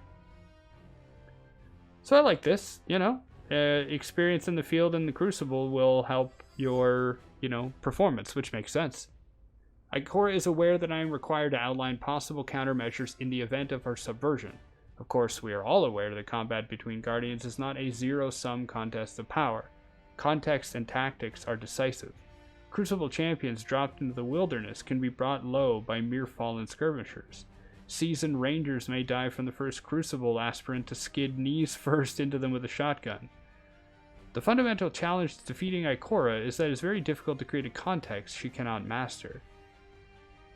Her talents are honed towards acquiring and processing information. It would be difficult for even a Golden Age human to understand the time span she has lived, or to grasp the depths and range of the intuitive mechanisms, both cognitive and paracausal, which Ikora has cultivated and internalized. She has achieved a limited clairvoyance, an arsenal of honed preconscious heuristics which deliver her, with no more effort than water flowing downhill, to her easiest path to victory. Her goal acts as an attractor in the chaotic landscape of possible futures. She is capable of correctly resolving quandaries, like the halting problem, which a Turing machine could not compute given the entire age of the universe. In the great tradition of context manipulators versus brute force, Ikora is another victory for the power of context manipulation. Oh yeah, fair enough. Elle in the chat is saying, I'm a little bit worried about Ikora. Andy Christel says, I refuse to believe that the Crucible will make me a better Guardian. I think in theory the Crucible can make you a better Guardian, but if that's not where you prefer to learn, then there are other classrooms to take on. And happy Valentine's Day to you, Safe. Hope you're doing well. So, okay, scrolling back up. This is funny here. This section is talking about how you take like a PvE champ and put them in the Crucible, and they're gonna die immediately to some Crucible person sliding in with a shotgun, right? You take some, like, Crucible champion and drop them into a PvE Nightfall, they might die by a random fallen Vandal or something. So, kind of a funny thing, but it does make sense. Context matters. And what they're trying to say here is one of Ikora's strengths is not necessarily that she's like, you know, she can throw a Nova Bomb or whatever. It's that Ikora has lived a long time and she has gathered information.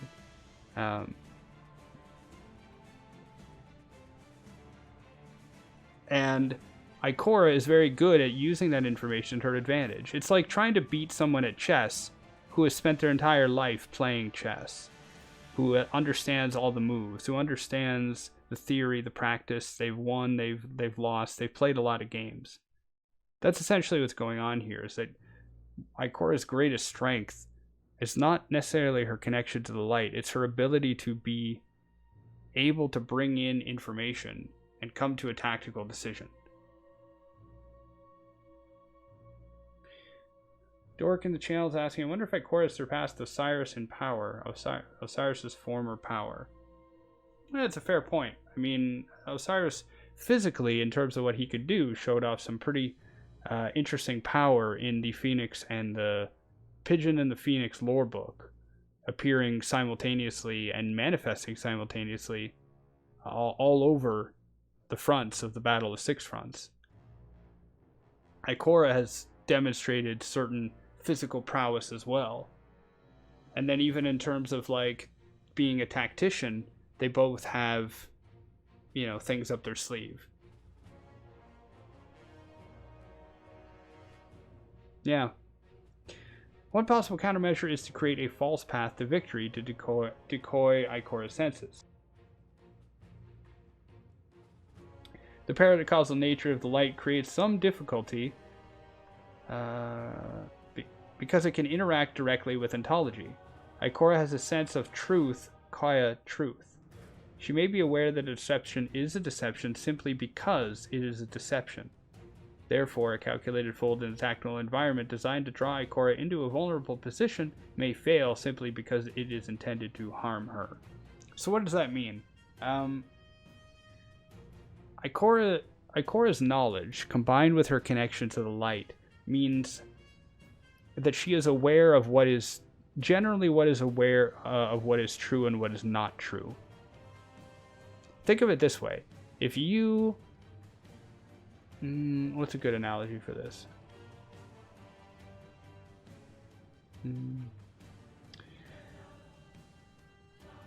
If you understand the rules of a game very well, right?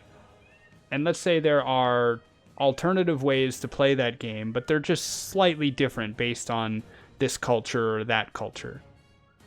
If you understand the rules and the spirit of the game well enough, if someone tries to present you with a fake rule, you're probably going to identify it right away. I like this part of this music. Sorry, getting tired and distracted. So, if you understand the rules of the game, then you will be able to understand when there are fake rules. And in the same way, if you try to lead Ikora into a trap, her connection to the light will determine that this is a trap. This is a thing trying to harm her. Her instincts have been trained to the point... Well, her training has become instinct. That's basically what's going on, right? If you're a fighter, if you're a boxer, and you're trained to, you know, observe when something is going to hit you, if you train enough, you will reach a point where you don't need to think. Your mind and your body will take over. And that's kind of what's happening here. If I can name a single weakness for Ikora, it is her distaste for doubt.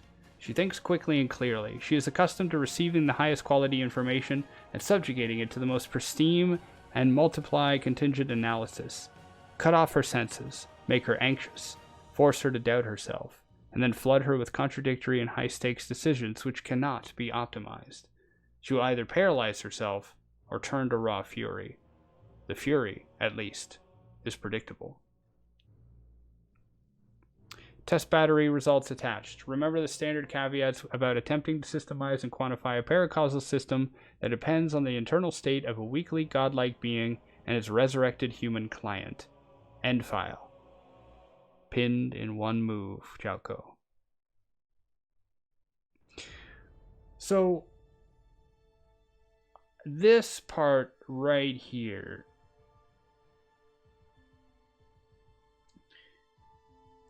This part right here, like a lot of the parts of this book, is either good news or bad news. I'll start with the bad news. The bad news could be that this is likely the bad news is this is something that could happen to Ikora. She is getting flooded with poor quality information. She is feeling paralyzed and furious. Forsaken was her fury. Paralysis has been the last few years.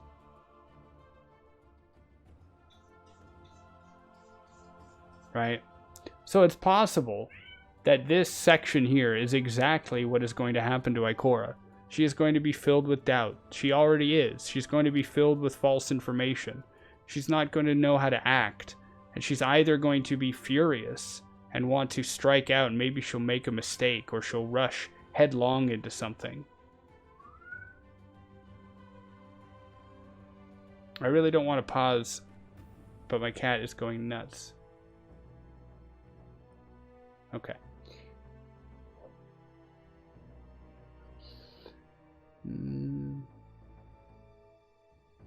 Yeah.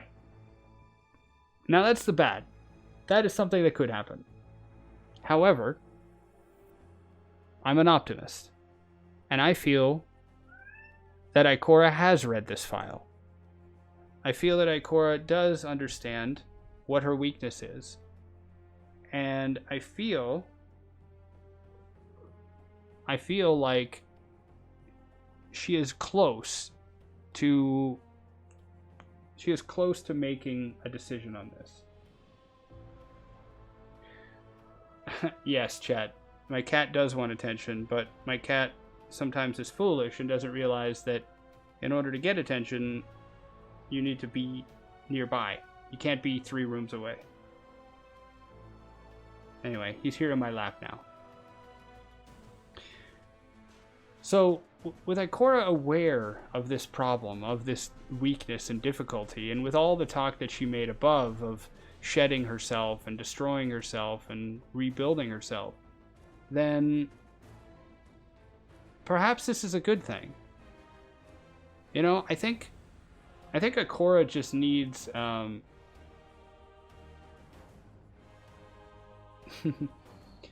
think, well, it's a pretty open space down, Mom, but yeah. Anyway, I think Ikora needs, like, she needs a purpose, right? She has a purpose, but she needs a through line to that. She knows she has to get out of the forest, but she can't see her path. So I'm hoping that with this evaluation, with her own doubts and the intelligence that comes up, what I'm personally hoping that Ikora, let's just go here. Sorry, I'm just switching screens. I'm hoping that Ikora finds her way by combining a couple of different techniques. And I'll explain that in a minute, if I can find my cursor.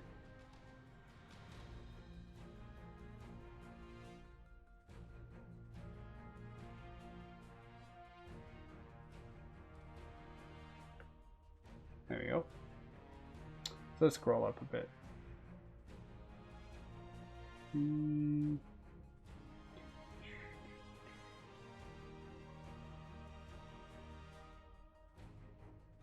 Yeah.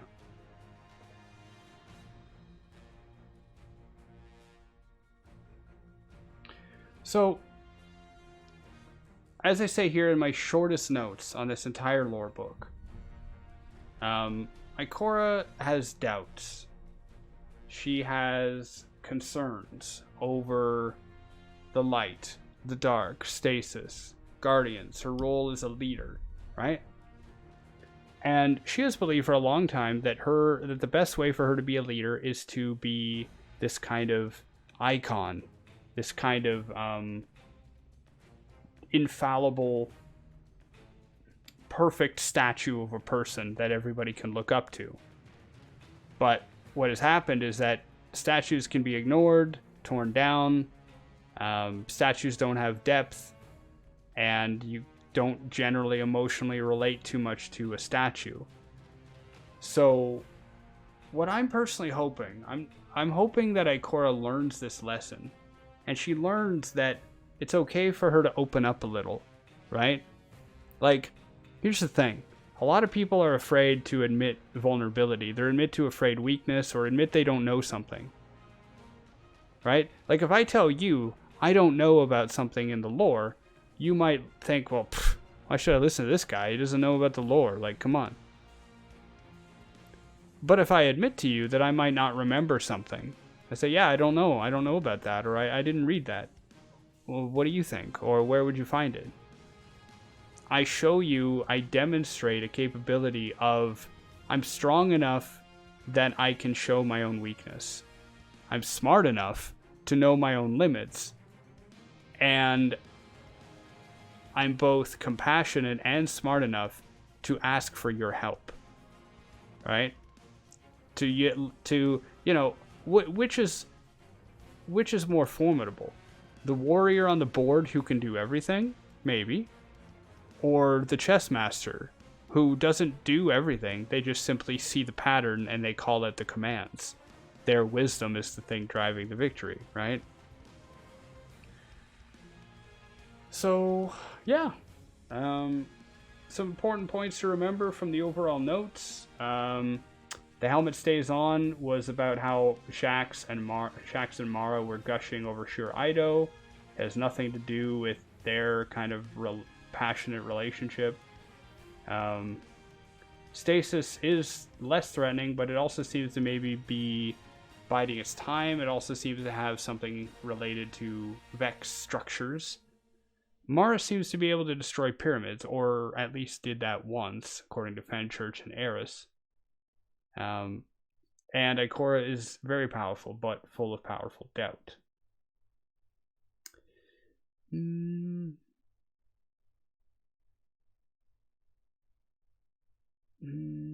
Yeah. So, I think with that, sounds like my music has stopped, which is really good timing, actually, because we're going to be wrapping this up soon. I literally can't see my cursor anymore, chat. There we go. Sorry about that. I think I had to have everything blink off the screen for a second. So let's do this. Does this work? Nope. Hold on. Yay! Alright. Alright, well, I'm going to, so everybody in the stream, stick around for a few more minutes. Everybody in the video, this will be a YouTube video at some point. Thank you all very much for watching and listening. I hope that this has helped catch you up on the lore from the Witch Queen Collector's Edition lore book. If you have any questions or comments, feel free to drop them down in the description below. Or you can come over to our Discord channel or follow me on Twitter and send me messages there. We have an active community who's always ready to help or to discuss or to, answer questions on this kind of thing. And yeah, I'm really looking forward to the Witch Queen. I hope that none of you get spoiled. I hope that you all are able to get the time off that you need, want, and deserve. And yeah, I'm ready to have our minds blown by the campaign. So for the YouTube video, I'm just going to put the outro here. Thank you all very much for watching. As always, I ask that you be safe, be kind, and I'll see you all next time. Bye now.